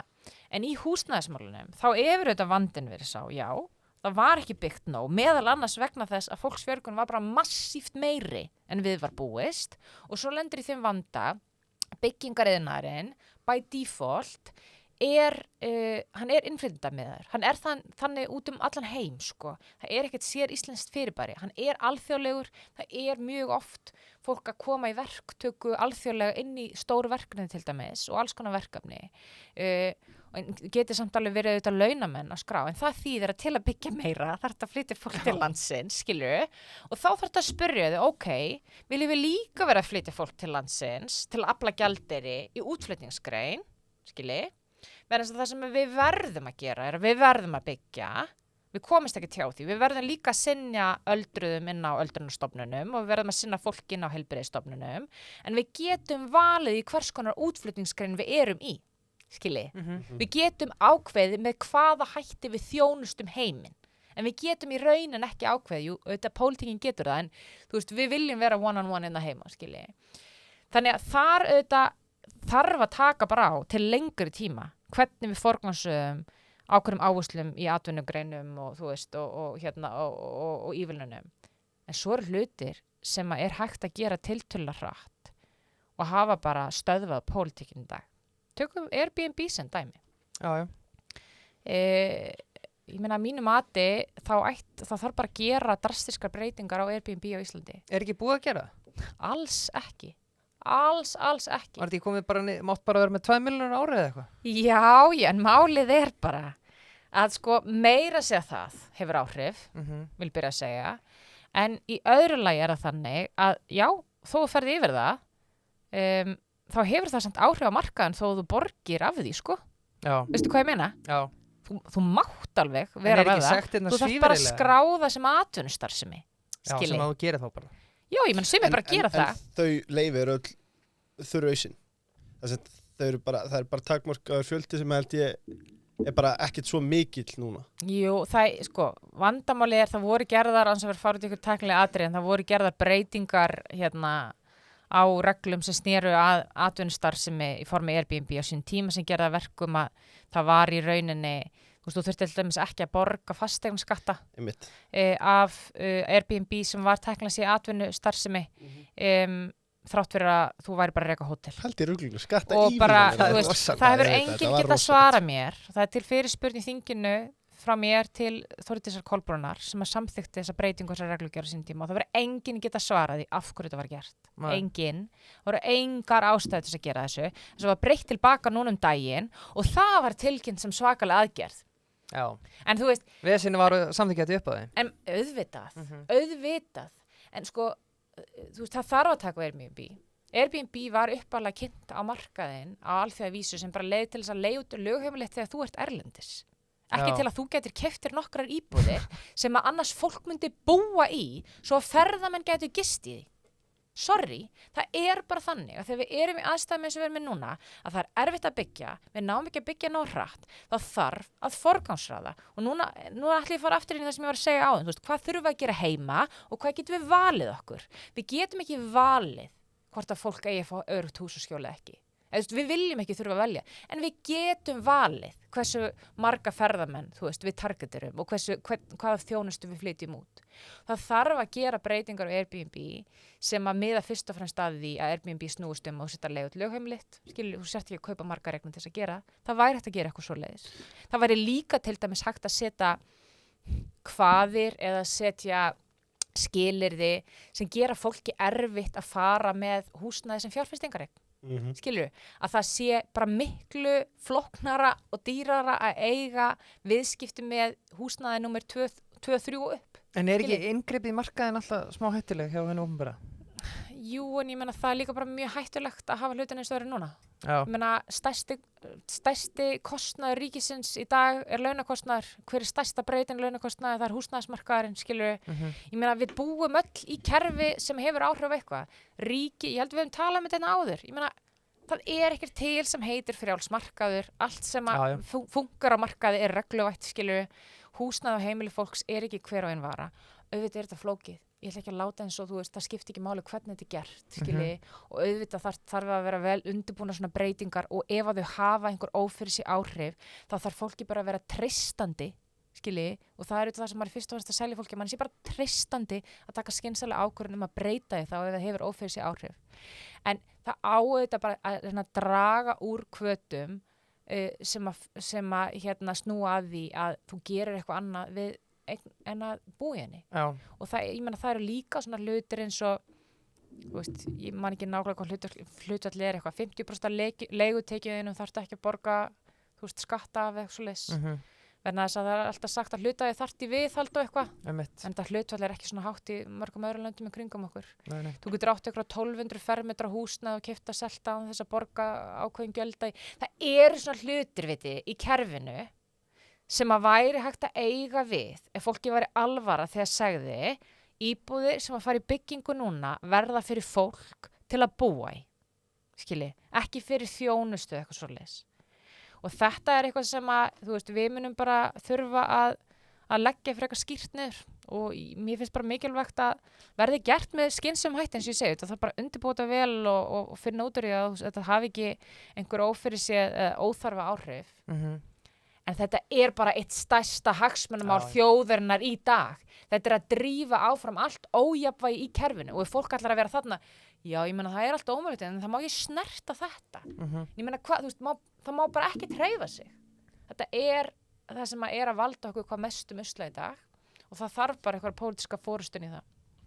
Algjörlega. Og má ég skjóta inn einu snöggu, þetta er sérlega hugleiki, afsaka þetta Birkir. Gjörðu svo vel. Sko, eitt í þessu öll saman, ég er nota að binni saman á hverju orði af því sem þú varst að segja, Kristrún. Þetta hægri sinnaður jafnaða með þér. Já, enda vinstir maður líka í grunninn, ekki gleyma því, vesturbæðingur. En sko, maður spyr sig líka, já, auðvitað er alltaf varsamt hvernig maður grípur inn í og það má gera það með eins og hætti við sjáum nýbyggingar í dag. Það eru kannski ekki beint mögulega endilega að svara þeirri þörf sem að er á markanum, það er að segja, sko, við sjáum einmitt, sko, það hafa aldrei verið færri aðilar próf heimili á Íslandi. Bara aldrei. Og það er þrýstingur á fyrstu fasteignum og fjölskyldu fólk líka. Sko, dagur er náttúrulega mikill fagurkeri og þétting byggðar og allt það. Þetta er allt svakalega fallegt en við sjáum til dæmis inngripi sem að því við tölum hlutdeildarlánin. Þú veist, þá fóru byggingaraðilar að byggja til þess að uppfylla ákveðnar þröngar skorður sem að það var ákveðin ópraktík í þeim eignum og er, sko, ég spyr einfallega, þurfum við ekki að fara í kommablokkinar, bara einsmanns risastórar? Væri það ekki bara glæsilegt? Ég meina, stórt, mikið, hratt. Þetta eru bara þessi sjónarmið sem tókast á. Ég meina, við höfum verið að skoða tillögur núna, svo ég gef eitthvað svona preview á hlutina sem við erum að pæla í húsnæðis- og kjaramáli. Og þetta er eitthvað sem verkalýðshreyfingin er að skoða líka. Allir tillögur á svona færanlegu húsnæði sem er samt bara gæða húsnæði. Skilji? Já, praktískt. Færanlegu húsnæði á svæðum sem er ekki búið að deiliskipulega. Skipuleggja. Þú veist, og þá kannski tekin ákvörðun að þetta húsnæði geti verið á svæðinu í 10-15 ár, skilji. Og kemur það hratt upp þá er það að hugsa sem okkur verum í ástandi núna þar sem að þarf að koma hratt íbúðin á markaðin skilju, en svo þú veist þegar það fer kannski að vinda ofan að þessu þá er þetta að taka eitthvað þessu lóðum og byggja öðru í þessu húsnæði aftur upp skilju, að því fólk hefur áhyggjur af því ákveðin tegunda húsnæði ílengist fólki og það sé ekki langtíma húsnæði þess að það er, en það er líka hægt að nota svona húsnæði til dæmis undir einstaklinga sem koma til landsins tímabundið og eru að starfa í byggingarinn á þessar menn sem margir hverju búa bara í hræðilegu húsnæði, skilji, ekkert eitthvað, ég er ekkert sérstaklega ráðast á byggingarinn, ég meina alls ekki þannig, ég ætla bara að taka það fram. Ég hef heimsótt mjög mörg verktakafyrirtæki og flesta þeim er bara mjög umhugað bara heilsu og búsetu sinna starfsmanna. En þetta auðvitað mjög erfitt ástand við það á vinnumarkanum að fólk sem að koma hérna til landsins býr í mjög þröngum íbúðum eða í bara litlu húsnæði eða stundum óheilsusamlegu. Og þá þarf maður að velta fyrir sér. Er þetta bjóð upp á eitthvað svona úrræði til þess að losa aðeins á ákveðnum stöðum. Þetta getur verið hágæð húsnæði og síðan ef að fólk líst þá ekki á að hafa þetta til lengdar að þá er hægt að fjarlæta þetta, færa þetta, til dæmis færa þetta aðra lóðir á meðan að það farið að byggja hitt, við því hvað meina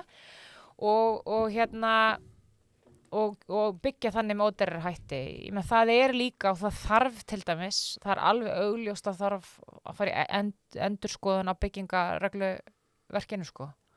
Það er algjör bútasaumur hvernig það lítur út í dag og alls konar kvaðir og hlutir þar inni sem eru annarkvort bara barnsins tíma eða einhvern veginn hafa ekki tekið með endilega af þörfum fólks og aðstæðum sko. Það eru svoleiðis hlutir sem er líka hægt að gera. Þetta snýst ekkert allt bara eitthvað svona harkaleg inngrip. Það er alveg hægt að gefa eftir einhvers staðar líka. Og já, ég meina sumstaðir er hægt að gefa eftir kannski í því hvernig byggingar líti út og þess að en ég menna það er alveg verið að byggja eitthvað félagslegt húsnæði svolítið á þeim forsendum sko, maður er alveg hreinskilinn.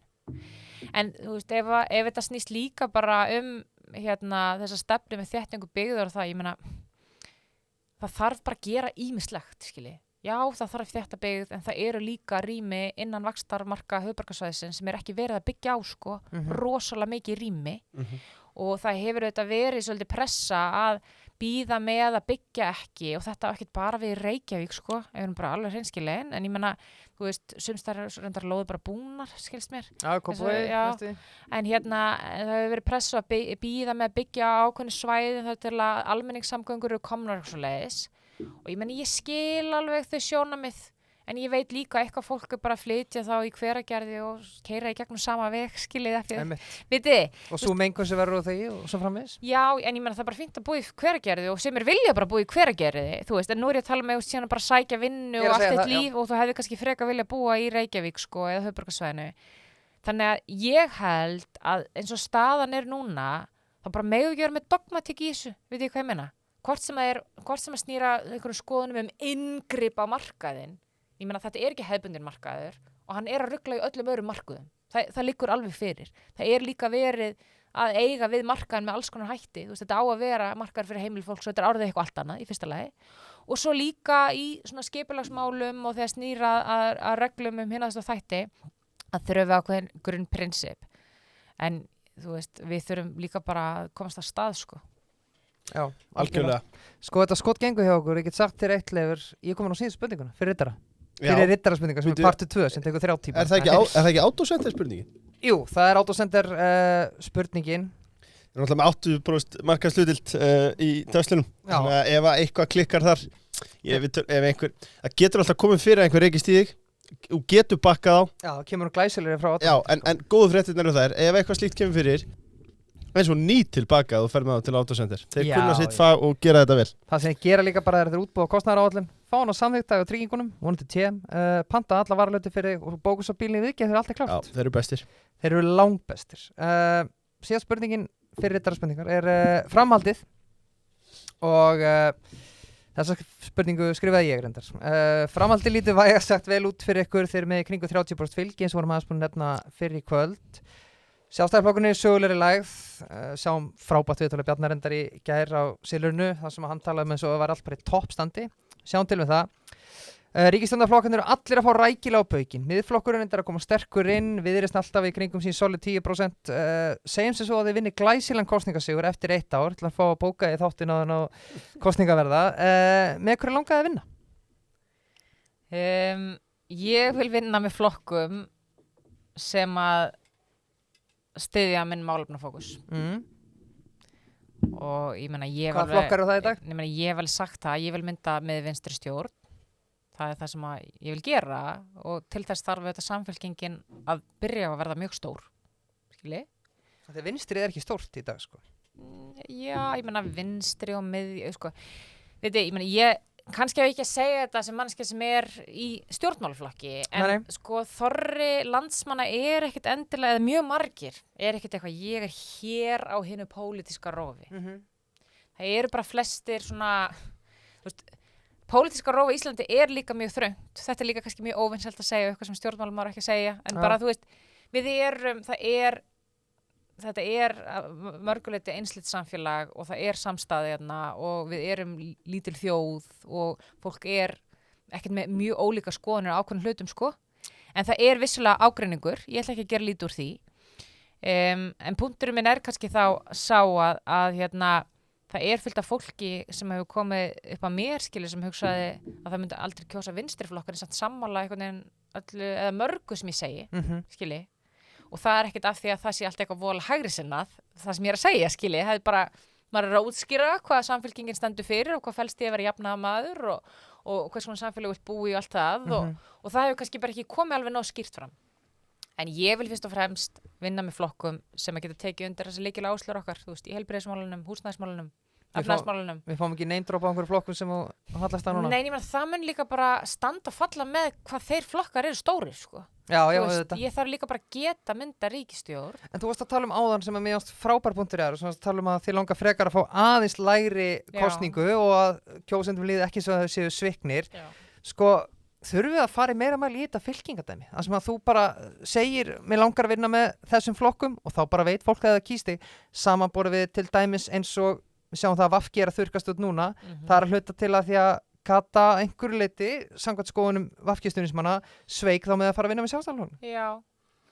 Já, þetta hefur oft verið rætt við mig, sko, og með þess að bara því ég kom fyrst inn í Samfylkinguna og því ég var fyrst formaður, þá voru sem voru mjög svona áfram það þurfti að fara ykkur á blokkamyndun. Ég meina það svolítið þannig á Norðurlöndunum, sérstaklega í Svíþjóð og Danmörku, sko, það hefur alltaf verið að fylgjast hvort að blokkin sé að halda og svo ákvað Mette síðast að fara yfir miðjuna og það þótti svakalegt og eitthvað svoleiðis. En ég sagði bara, sko, áður en að Samfylkingin getur farið inn í blokk, þá þarf Samfylkingin að vita hver Samfylkingin og Samfylkingin þarf að vera í stöðu til að leiða það blokk. En þess að Samfylkingin var stofnuð sem stjórnarflokkur, sem flokkur sem átti að fara í ríkisstjórn. Það átti ekki að vera lítill stjórnarnarstjórnflokkur. Þetta var saminuð. Samfylkingin í grunninn blokk, strákar.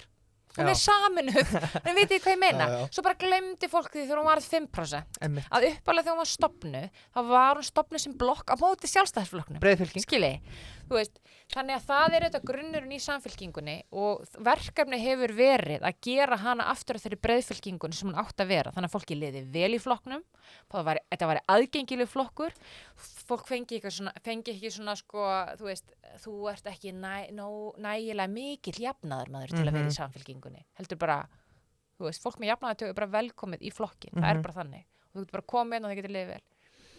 En hérna, kannski mun það vera þróunin með blokkirnar. Það getur vel verið að það verði þróunin og það ég get alveg viðurkennt að það alveg svolítið erfitt að starfa í umhverju þar sem eru svona rosalega margir flokkar. Það bara erfitt. Vegna þess að það skapar líka ákveðna væntingar þú veist, bara þú yfirgafst mitt mál. Ég farin í þennan flokk sem ég stofnaði þetta mál, skilur við. Já.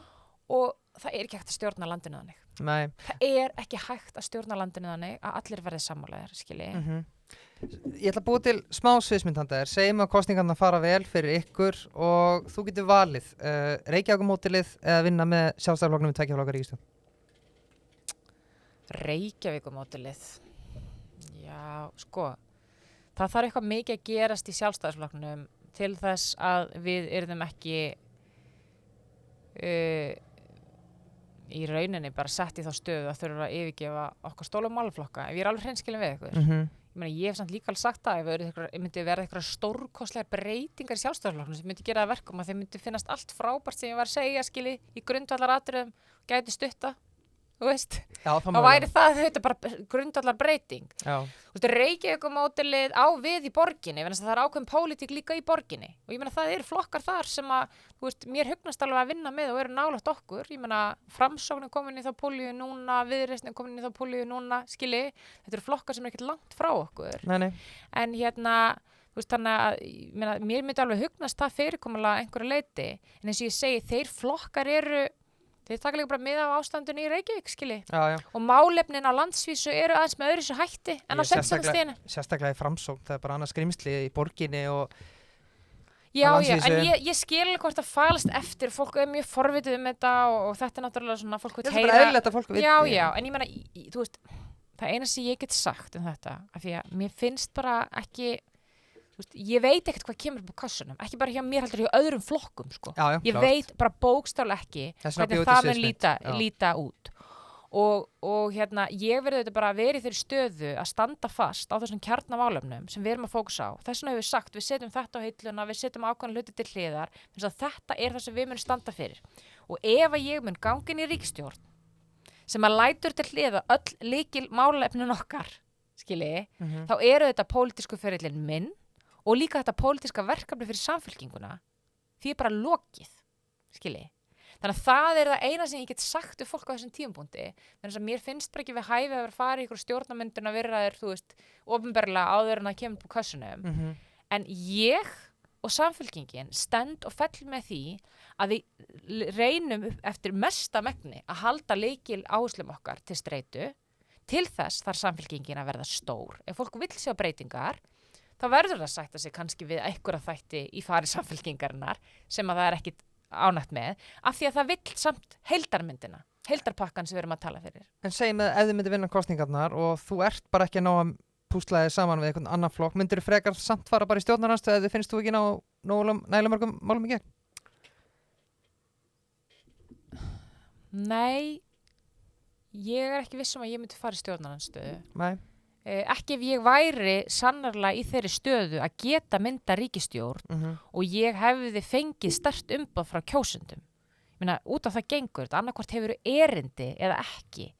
En það er auðvitað bara líka mín skylda sem þá forystumaður að leiða samninga þeirra með þeim hætti að við fáum eitthvað jákvæmt út þeim, skilur. Þetta er það lykilatriði. En eins og ég segi, ég skil alveg fólk gera þetta hugleikið. En fyrsta skrefið er að hoppa á vagnin og koma með og styðja þetta verkefni. Verðan þess að fólk segir, ég veit ekki alveg um þau. Verðan þess að ég veit ekki hvað stjórnum ég ætla að bíða með að kjósa þau. Þá sit ég upp í þeirri stöðu að ég er ekki með sterkt umboð til þess að gera það sem þú vildir að ég myndi gera. Og þá fellur þetta sjálft sig, svolítið eins og traustið og hérna fjárfestirinn sem ég var að tala með áðan, skilji. Þannig að, þú veist, það er bara of snemmt að segja til um það, en auðvitað, þú veist, auðvitað er það þannig, ef við fáum sterkt umboð, skilju, við erum í stöðu til að mynda ríkisstjórn, þá ber mér bara skylda að reyna það með ítristum hætti og þú veist, svo ég vitna nú bara í systurflokkjum inn í Bretlandi því við fórum í sumar og heimsóttu þau í bresku kosningunum og þar hafa nú verið miklar breytingar með Keir Starmer og ég meina þau nálgast það með þeim hætti sem að ég get bara tengt mjög vel við, þau segja bara það er bara siðferðisleg skylda okkar að koma jafnaði fólki til valda. Það er ekki að vera alltaf með, þú veist, réttu línuna í öllu málum í stöðugur stjórnarandstöðu og ná aldrei að leiða neinar skilur. Þú veist, og ég veit alveg að eitthvað því sem ég veit að er raunhæft verður erfitt fyrir mig og ég mun þurfa að gefa eitthvað eftir en það besta sem ég get gert er að reyna að fá sem sterkasta umboðið og halda því sem mest af því sem við ætlum að halda til streitu. Sko við erum alveg þetta réttarspurningar en við langa samt að spyrja það eru 2 mál finnst mér sem að margir hlustendur og rittarar voru að pæla í sem að því að og það er alveg rétt Kristrún, þú talar hátt og þú talar skýrt og fólk fer nú xs.is eða vil kynna sér hvað samfélkingin stendur fyrir en það er nokkrar spurningarna sem að eru segjum sem þetta, við erum aftur í sviðsmyndin að þú setja að vera leiðin eftir ríkisstjórn, reynda að tala um hjá okkur þetta síðast að fjármálaráðherra ræði meira forsætisráðherra. Já, það er eitt stefnumál sem hefur verið sett á oddin sem er kannski nýtt. Já, en ég var að pæla í bæði útlendingamálunum og svo bara Evrópumálunum. Hvað ætlar að gera í þeim málum? Í Evrópumálunum hef ég verið mjög skýr á því að ég tel ekki að þetta sé rétti tíminn til að fara í þá vegferð. Mér finnst mikilvægara að það er að segja að sameina jafnaða fólk atriði sem eru í nærumhverfi okkar akkurat núna og það bara skiptir máli að fólki viti hvað ég stendi því. Það hefur ekkert að gera með mína persónulega skoðun á Evrópusambandinu. Ég veit bara að það er rosalega mikil vegferð. Það er rosalega mikil vegferð að fara í það ferli og það er líka vegferð sem þarf að vera mikil samstæð hjá þjóðinni. eins og, ég meina, dæmin hafa bara sýnt, þú gengur ekki svo auðvitað út úr Evrópusambandinu. Nei. Þetta er ekki eins og að hækka veiðigjald eða að breyta greiðslum úr fæðingarorlofssjóði, skilurðu. Þú veist, þetta er mjög stór breyting fyrir íslenskt samfélag og þú verður að vera með ofboðslega sterkt umboð til verka og þú getur ekki verið með 1 til 2 stjórnmálaflokka sem ætla að leiða það verkefni. Í dag er það þannig að, þú veist, kannanir sína, það fer svolítið eftir hvernig hópar eru undar skilgreindir, sko, en ég meina þetta er svona cirka, kannski þriðjungur sem er mjög fram með þetta, þriðjungur sem er mjög á móti þessu, eða skilur á móti þessu og svo svona þriðjungur sem bara veit það ekki. Já, bara hlutlaus, er ekki búin að kynna sér þetta kannski. Og hérna, fólk þarf bara að hafa það í huga að ef það til dæmis færi það vegferð, að fari þjóðaratkvæðagreiðslu, þú veist, snemma í einhver svona máli til að fara af stað, þá þarf það líka að íhuga hvað þýðir að þú tapar slíkri þjóðaratkvæðagreiðslu. Já. Vegna þess að þá er þetta mál bara komið af borðinu í mjög langan tíma og þú verður að virða það. Og ef að þú vilt ekki taka sénsinn á að tapa þjóðaratkvæðagreiðslu, þá þarftu að leggja ofboðslega mikið í það til þess að vinna þá þjóðaratkvæðagreiðslu og þá verður allt samfélagið, þú veist, þetta mun taka yfir alla pólitíska umræðu. Og síðast þegar Samfylkingin var í ríkisstjórn, þá ætlaði hún að gera mjög mikið. Hún ætlaði að ganga inn í Evrópusambandið og hún ætlaði að fara í heildarendurskoðun á stjórnarskráni og hún ætlaði að setja kvóta á uppboð og svo ætlaði hún líka að bjarga heimilunum í landinu. Ekki það sem gerðist? Jú, ég meina það voru gerðar mjög miklar breytingar. En málið er að væntingar voru með ákveðnum hætti og þetta situr í mér líka, þó ég hef ekki verið í þessari ríkisstjórn og ég meina ég var bara, þú veist, í háskólanum á þessum tíma, bara svo það sem tekið fram, skilji. En ég er bara mjög meðvituð um það að gangan í Evrópusambandið er verkefni sem að þorri þjóðarinnar verður að standa bakvið. Þetta þarf að koma líka frá grasrót sem er ekki bara í pólitísku samhengi, verkalýðshreyfingunni. Þetta þarf að koma frá atvinnurekendur. Atvinnurekendur og verkalýðshreyfingin í sitt hvora lagi eru ekki saminuð um þetta mál. Og það sem það gerist svo ítrekað með Evrópusambandið er þegar það gengur illa, þegar það komið verðbólga, þegar háir vextir, þá byrjar fólk að velja gangan í Evrópusambandið. Skilji. Og svo það gengur vel? Já. Og Evrópusambandið í mínum huga snýst ekki um það. Þetta er langtíma samband, skilur við, sem þú ferð inn. Þetta er ekki til að redda vondu efnahagsástandi, af því að staðreyndin er líka svo að, þú veist, við vorum að tala áður hérna fólk sem er að lenda í vandráta vöxtum og verðbólgu og þess að þar. Ég mun ekki bjarga því núna í bráð með því að ganga inn í Evrópusambandi. Það tekur lengri tíma en svo að fara í það ferli, skilji. Og það eru aðrir hlutir sem er hægt að gera til skemmri og millilangs tíma til að ná tökum á þessum hlutum. Og ef við náum tökum á þessum hlutum og ég skila því til fólks og þeim trúveruleika, ef að það myndast síðan stemning fyrir því að fara í Evrópusambandið og það kemur frá fólkinu í landinu og fleiri flokkar eru komnir á það skoðun og það myndast meirihluti fyrir þau á Alþingi. Þá mun það bara vera okkur í hag að vera komin í sterkar efnahagslegri stöðu þegar við göngum þangað inn. Þannig að ég veit að fólk er svona heldur að ég sé að blöffa með þetta. Það er bannað að plata. Það er bannað að plata í þessu starfi.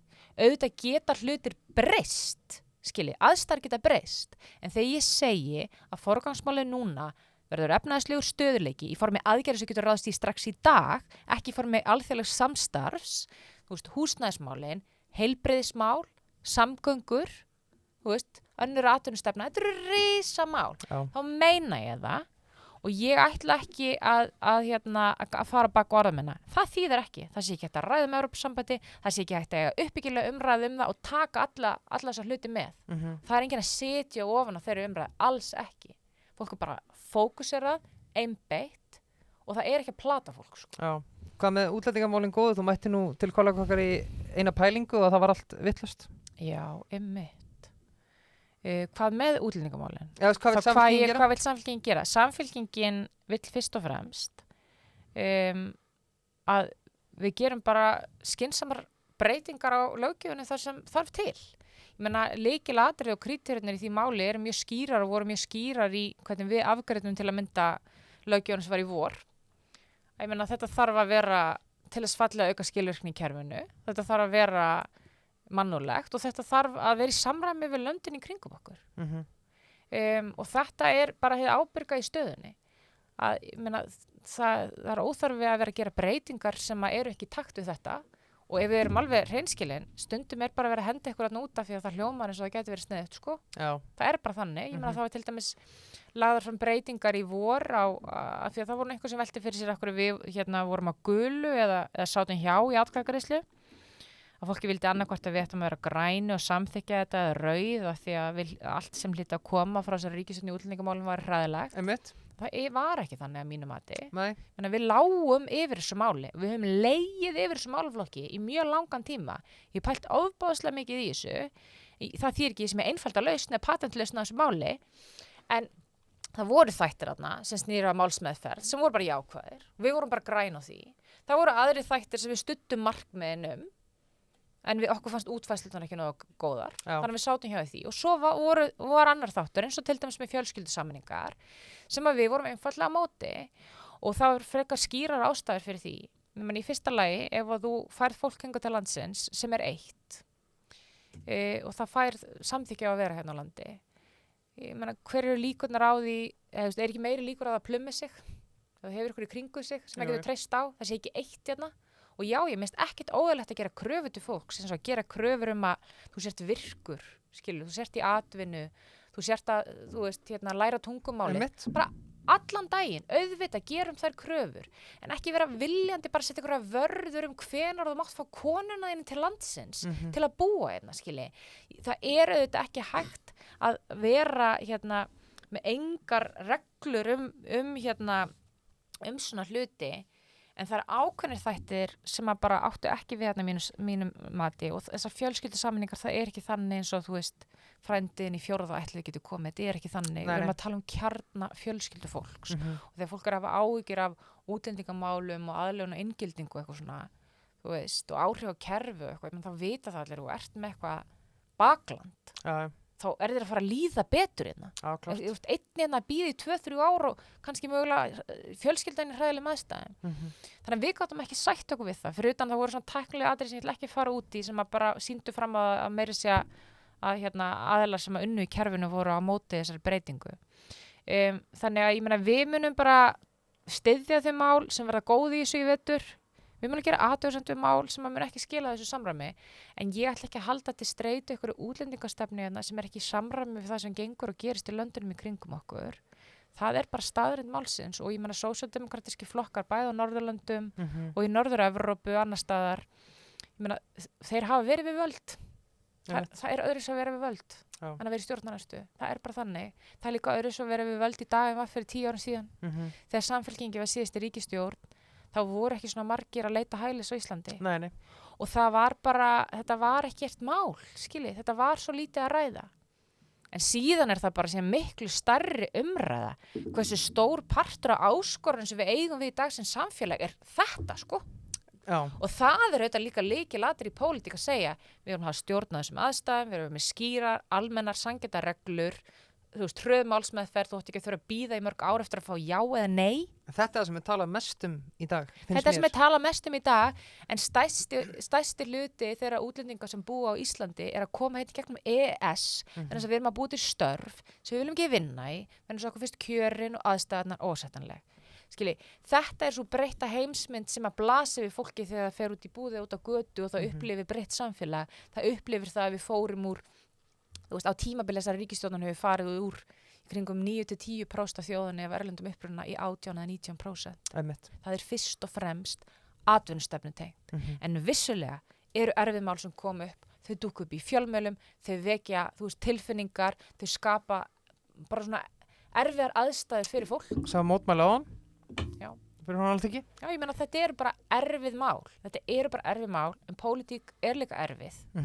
Og eins og ég segi, ég meina lykilatriði bara að við eigum ekki að skera okkur úr, en við erum að reyna að gera þetta með þessum mannúðlegstum hætti og ef ég alveg hreinskilin við ykkur, ég meina, ég tala við mjög mikið af fólki.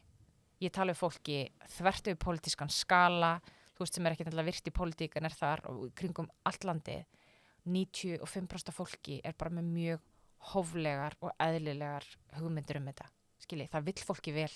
Það skilur að við berum ábyrgð í alþjóðlegu samfélagi, skilji, en það veit líka að það þarf bara að vera stjórn á hlutunum og við erum heldur ekkert að gera fólki vel að skapa aðstæður þar sem við ráðum ekki við þar, skilji.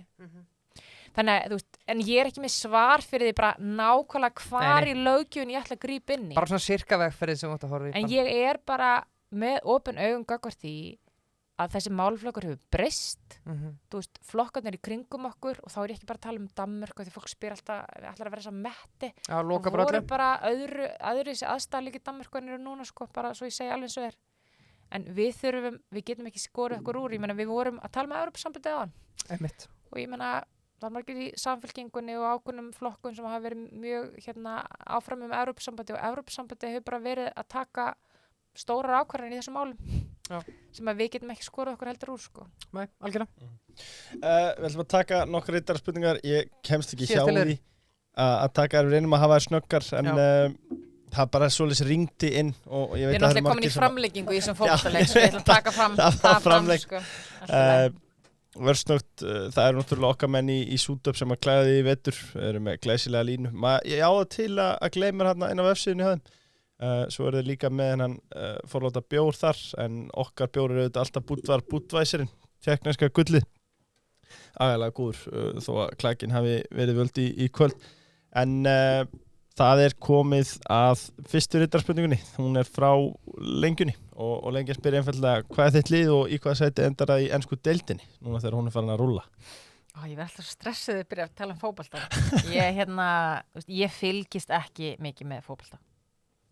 Þetta maður má ekki plata, skilur. Nei, maður má ekki plata, ekki þessum Ég bransa. fylgist ekki mikið með fótbolta. Ég fylgist með alþjóðlegum mótum, ég er mjög gaman að því. En ég segi alltaf það sami í þessu, ég bjó í Manchester sem barn. Og ég held með Manchester City en það bjóði það 97-98 þegar að náttúrulega gullaldarliði var, sko. Akkurat. Þannig að það er bara þannig. I like it. Og þeir lenda í... Nú ert að setja mér skelvilega stöðu, Þú mátt segja pass við þessari. Ég ætla bara að segja pass, af því ég ætla ekki að plata og þykjast vita hvað er í gangi núna. En þá ertu búið með passið. Já, ok. Ólafur Malmqvist, tengingu krónu við evru, já eða nei? Sko, það þarf að ganga inn í Evrópusambandið til þess að tengja krónuna við evru. Vegna þess að ef við tengjum hana bara við evru og gangum ekki inn í Evrópusambandið þá erum við ekki með stuðning frá Evrópska seðlabankanum. Þá getum við alltaf eins bara fest gengið hérna í dag og kalla evru, sko. Ég veit ekki hversu nákvæmt ég að fara út í þetta en við þurfum að ganga inn í Evrópusambandið ef við ætlum að taka banna gjaldmiðil. Yngvi í Pingjunni, hann spyr, ætlar að skoða að skerða tjáningafrelsi borgara eins og hugsunarbröðin í UK. Hann er væntanlega að vísa til Starmers hana. Býtu, hvað? Já, herðu, ég sá eitthvað aðeins þetta. Ég veit ekki nákvæmlega hvað felst í þessu löggjöf, ég er alveg hreinskilin. Ég er ekki með þetta eitthvað á 100-dagplaninu mínu, skilji, ef að það er spurningin. Ég er bara ekki alveg nógu vel inn í því hvað er sem að félagi Starmer ætla að gera en ég er ekkert ég er ekki þetta er ekki hitamál hjá mér. Nei. Við vorum auðvitað aðeins búin að ræða liðsfælið áðan en Arnar í Pingjunni, hann spyr hérna Hann er með smá sneið. Já, hann er smá sneið, fær dagur sæti á lista og lætur kné fylgja kvið og spyr, fylgir orlofið með? Ég segi bara no comment. Já. Nei, menn þetta er ekki pass, skilur. Nei, þetta er ekki pass, ég er alveg sammála því. Ég er bara ekki að fara að svara fyrir. En það var ég að grína þegar ég tók fyrir passið, þú mátt alveg passa. Já. Nei, mér stætt vont að segja pass, skilur, þetta er bara svona. Já. Og gafst henni það? Þú varst ekki hérna, ekki pæli. Nei, þú varst ekki vikni á þessum umræðum. Maður má ekki líta af þessu. Nei, það má ekki líta af þessu. Það er búið að drekka svo mikið bjóri. Búdvar. Búdvarinn, áfengi búðir, bjóri búðir, já eða nei?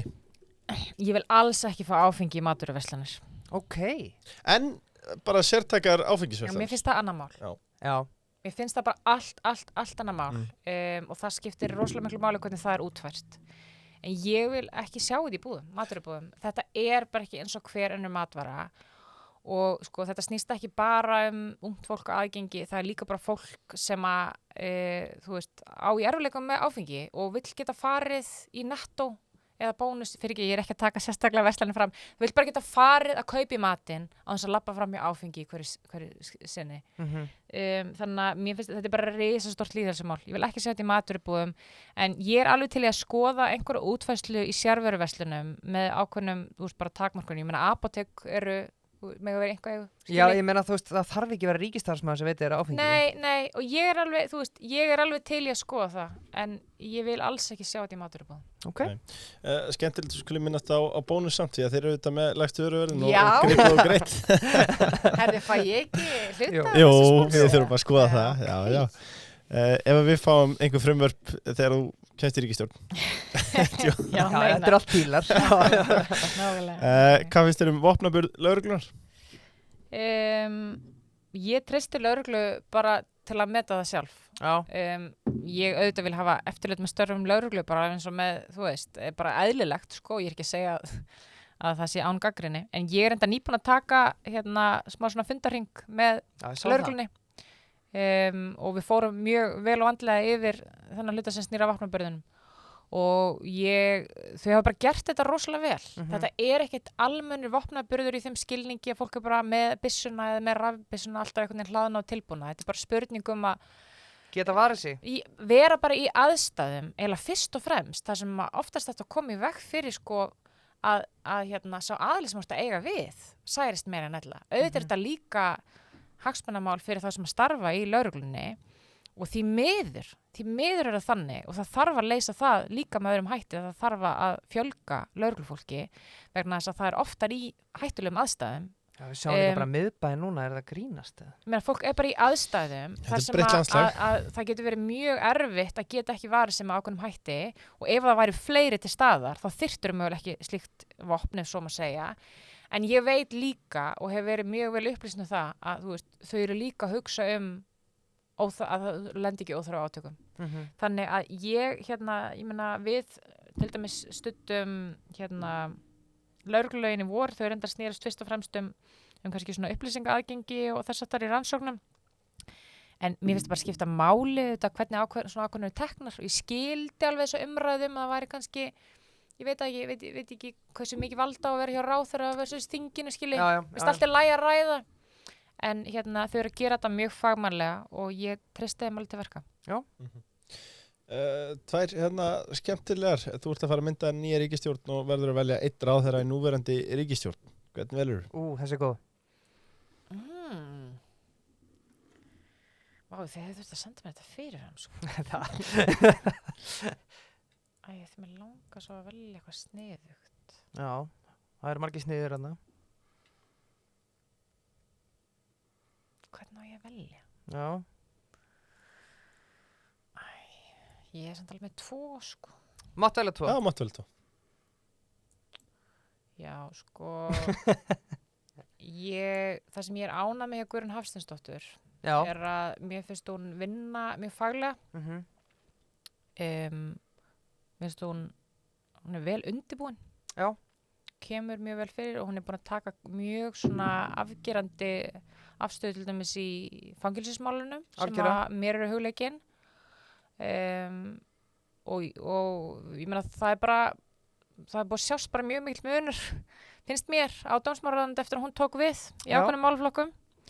Og ég vil að fólk, þú veist, átti sig á því að það eru breytingar sem eru líka þar að eiga sér stað og hún sé kannski ekki með fullt, hvað ég segja, hún er ekki alltaf með fullan stuðning vegna þess að henni vantar fjármagn í ákveðnar aðgerðir. Við bara segjum alveg eins og er. Var ekki að tvöfalda kostnaði við að fangelsi núna? Jú, en hún er ekki búin að fjármagna. En ég væri alveg til í að hjálpa henni í ákveðnum vegferðum sem hún er þar, eins og í fangelsismálunum og löggæslunni. Þú veist, svo var ég alveg hrifin að því sem Ási var að gera í barnamálunum. En ég bara eiginlega veit ekki hvað er orðið af þessu. Þetta varð eitthvað svona verkefnastjórnunar fyrirbæri. Og þetta er eiginlega eitthvað sem hefði þurft að vera hluti af bara ríkisstjórnar viðhorfinu almennt. Sko. Þú gast ekki rekið þetta út úr einu ráðuneyti, þetta með farsældarlegin. En ég hef bara gaman að þeim sem einstaklingum sko líka. En ég meina, mér kemur þetta ágætlega, ég meina ekki hvort það sé eitthvað sjokk að ég sé að segja þetta, en ég meina, mér kemur bara ágætlega sama við mjög marga sem eru í ríkisstjórnum þó ég sé ekki alltaf sammála pólitískt. Ég er ekkert alltaf sammála Guðrún Hafsteinsdóttur eða Ása eða eitthvað. En það eru alveg hluti sem eru að gera þarna sem eru vel gerðir og ég held að þeir eru að styrkja. Já. Sama spurning, þau eru öll tilbúin. Hvert af þessu skiparðu ráðar utan þings Dagur B, Jónas Sig, Jón Baldvin, Ólafur Ragnar, Össur eða Ingibjörg Sólf? Shit, þessi góð maður. Þetta finnst mér sko svolítið erfitt að láta mig, þú veist. Þessi eru öll klár, ekki? Já, öll klár. Ég samanlega, sko. Menn alltaf riddararnir geta spurt á hann ábyrða, sko, þannig að það er auðvitað. Já, ég meina, þú veist, hvað maður segja, skilur, það er þetta þannig bara í stjórnmálaflokkum, þú veist, þó þú getur kannski, eða sérst ekki vongur að geta starfa með eitthvað stjórnmálaflokki, þú veist, að því vorum að tala á hann Hafsteins og eitthvað svona, það er alveg einstaklingar þar sem er að vinna góða vinnu, ég meina, guð með góður, það er líka bara eins með þingmenn eitthvað svo leiðis, og fólk verður að geta unni með þeim hætti, og svo er það nú alveg þekkt fyrirbæri að sumir innan flokks get ekki unni saman. En ég minnst þetta mjög erfið eitthvað spurning utan þings, skilji. Ég meina, það eru aðlaðna sem eru bara mér miklar fyrirmyndir, skilji, og þú veist, ég tala reglulega við, ég meina, til dæmis eins og Sollu og Össur, sko, þú veist, en ég veit ekki hvort þetta kippaði minn í ríkisstjórn, sko, ég get þess að þau myndu vilja koma inn í ríkisstjórn. Saka spurningun eru öll klár. Já, þú meinar, saka spurningun eru öll klár. En ég meina, það væri ekkert vont að hafa eitthvað svona, þú veist, sem væri reynslu mikill. En ég er líka mjög meðvituð það að Samfylkingin er að fara inn í nýja tíma, sko. Já. Þú veist, við erum ekki að fara aftur tilbaka, við erum að fara inn í nýja tíma og þú getur verið með fólk á hliðarlínu sem þú veist, veitar ákveðna reynslu en þarf ekki að vera að stýra hlutunum, sko. Nei, algjörlega. Valdimar Pálsson spyr, er Sjálfstæðisflokkurinn orðinn hinn versti vinstirflokkur sem virðist ekkert gera nema að stækka báknið? Ég veit ekki hvort þessi orðin henni vesti vinstri flokkur en þau eru mér finnst þau hvað ég segja þau eru ekki jafn ábyrg og þau gefast út fyrir að vera. Nei. Þau eru bara ofta ekki tilbúin að taka óvinsalar ákvarðanir. Þau tala líka að einhvern veginn oft ósamræmanlega hluti, ég myndi segja. Bara lækka skatta en samt bæta þjónustu og dragur verðbólgu og þú veist, það eru bara ákveðni þættir, þetta er algjör veistla, skilji, og í rauninni, ef við pælið í því, þá ætti ég náttúrulega í svona hefðbundi pólitík að vera að segja bara já, bara lægri skattar, lægri verðbólgu, aukin þjónustu, allir hafa betra. Og ég gæti farið þannig í næstu kosningar og svo eru allir ógeðslega pirraðir út í mig og þá er ég bara enn annar stjórnmálamaðurinn sem búin að valda fólki vonbrigðum. Sjálfstæðisflokkurinn hefur oft gefið sig út fyrir að vera svona ábyrgi aðilinn sem að sé tilbúin að segja fólki hvernig heimurinn er. Mér finnst þau bara mjög oft ekki standa undir því og ég meina þau eru búin að vera með fjármálaráðuneytið núna í mjög langan tíma. Skulum bara hafa það alveg í huga, sko. Ekki lengur? Ekki lengur, nei. Það er svo sannarlega rétt hjá þér að þau eru ekki með það lengur. En ég veit ekki hvort þessi vinstriflokkur, en þessi ríkisstjórn hefur skapað þá stöðu að einhvern veginn, það fá allir sitt og þá tekur engin ábyrgð, skilji, af því það er alltaf verið að stjórna þessu út frá því einhvern veginn mitt ráðuneyti þarf þetta. Einmitt. Þannig að mér finnst þau ekki hafa verið ábyrg. Ég held að það liggi alveg fyrir. Já. Nei, klart mál. Kemi, auðvitað kannski minna á það að þeir eru með rúðvirkjarnar líka í púlsun. Já, þeir eiga pólsi líka, það má alveg halda því til það. Það gengur alveg vel og allt. Góða fólki í Kemi, þá eru þeir með sömu þjónustu og gæði í púlsun. En Þorkell Máni, hann spyr varðar hátt vaxta okkur og verðbólgu. Er þenslan kannski tilkomin vegna efrulána stóru fyrirtækjana, til dæmis reitur og leigufyrirtæki, hótelin og svo framvegis, en ekki eyðsla almennings í krónu umhverfinu? Þessi djúp. Já, Kjell er ekkert að grínast, Þorkell. Þetta er samt einhver annar Þorkell Máni. Þetta er ekki Máni? Nei. Já, ok. Ég hef bara ekki séð svo tölur, sko. Það hefur þetta, ég meina gjaldri sem flæri þetta inn í landi hefur þetta áhrif, bara alveg svo, þú veist, ferðaþjónustan og hvort þú mást taka lán fyrir að fjárfesta eða þú ert að veita þjónustu, auðvitað getur það haft verðbólgu áhrif, bara klárlega. En ég held að það sé mjög mikil einföldun að halda því fram að það sé bara einhvern veginn það sem er að skapa þensluna. Ég meina það er bara mikil neysla, það er mikil kortavelta. Það er bara það sem er verið að fókusa á. Þannig ég held að það sé allavega nýjustu tölur sem ég sé, en ég skal alveg viðkynna, þú veist, ég er ekki með jafn djúpan greininga fókus núna, ég var með áður, bara þess að ég hef ekki jafn mikið tíma til þess að lesa hagtölur Seðlabankans. En mér skilst að verðbólgan sé bara komin á frekar breiðum grunn, sko. Þú veist, þetta er bara innlend verðbólga pluss húsnæðisverðbólga skilji. Þetta margs konar þettir. Já. En ég menna, kannski hann bara með eitthvað áhugaverð gögn sem ég þarf að sjá. Senda okkur skýrslu. Við þurfum að setjast yfir þetta, Þorkell. Góð spurning, Þorkell. Það er bara snúa þessu til þig. Hvað finnst þér? Þorkell, senda okkur skýrslu. Já, herði, við erum bara, mér sýnist við alveg að vera að klára þetta. Það nú kannski bara spurning. Kristrún, hvað færður á búlunni? Já. Þessi djúp. Já, ég fæ mér tilbúaldarinnar með grænmetisborgara. Já, laglegt. Þeir eru nefnilega helviti góð grænmetisborgarar. Þeir eru góður. Þeir eru mjög góður. Þó að kjötið sé ekki slæmt heldur. Nei, menna, það er líka bara ekkert að því. Nei. Það er bara það sem að ég fæ mér. Ertu í grænmetisbátnum á Subway líka eða? Túnfiskbáturinn, jafnvel? Já, ég fæ mér túnfisk. Já, þú lest hann. Já. Ég fer reyndar, það er mjög langt síðan ég fór að Subway, en ég skal alveg koma inn hérna að sponsja okkur og hérna segja að ég myndi frekar fá með túnfiskbandi, grænmetisbandi, það er ekki alveg náttúrulega spennandi, það er bara grænmeti. Nei, en ég get alveg tekið þetta. Þá held ég, það eru bara 2 spurningar eftir. Já. Í raun og veru 1 skipun og 1 spurning. Þetta er í vítaspurningakeppni núna, sko. Já, við erum að fara að flauta þetta. Það er rosalega leik. Já, ætli það sé ekki bara David Jones, leynitrix í Svernmjöberginu. Já.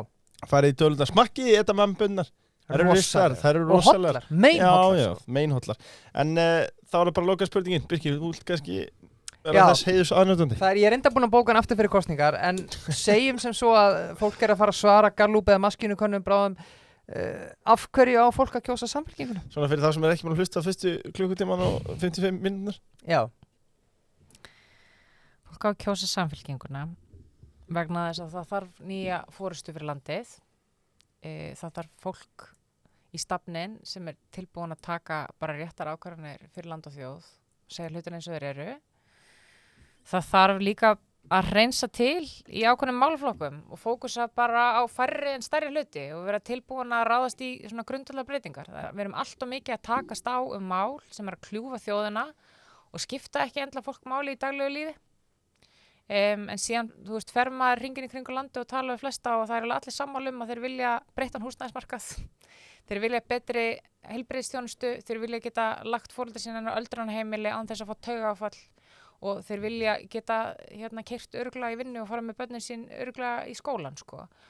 Og það er auðvitað bara skiptir máli hvernig þetta er gert. Ég ætla ekki að segja sér ekki heilmikið pólitík í því, en það er bara komið gott þessu stjórnarfari sem nú er og Samfylkingin er breyttur flokkur. Hann hefur breyst heilmikið undanfarandi 2 árum og við höfum sýnt að við getum leitt breytingar inn í flokknum sem er bara mjög góð mælikvarði á það að sýna að við getum leitt breytingar í ríkisstjórn. Og við erum að hugsa þetta sem langtímaverkefni, ekki skammtíma svona quick fix í aðdáðandi kosninga. Og ég hvet fólk bara til þess að kynna sér það sem við höfum verið að gefa frá okkur, örugg skref í heilbrigðismálum, krafum árangur í atvinnu- og samgöngumálum og núna velferðarútspilið okkar. Og sjá að við ætlum að vera vel undirbúin og gera þetta vel. Kristrún Frostadóttir, takk kærlega fyrir kvöldið og takk fyrir komuna. Takk fyrir mig. Takk. Fyrir ykkur sem eru enda að hlusta, þá viljum við þakka ykkur fyrir að hlusta þáttinn til enda. Við hvetjum ykkur til þess að gefa okkur einhvern á Spotify.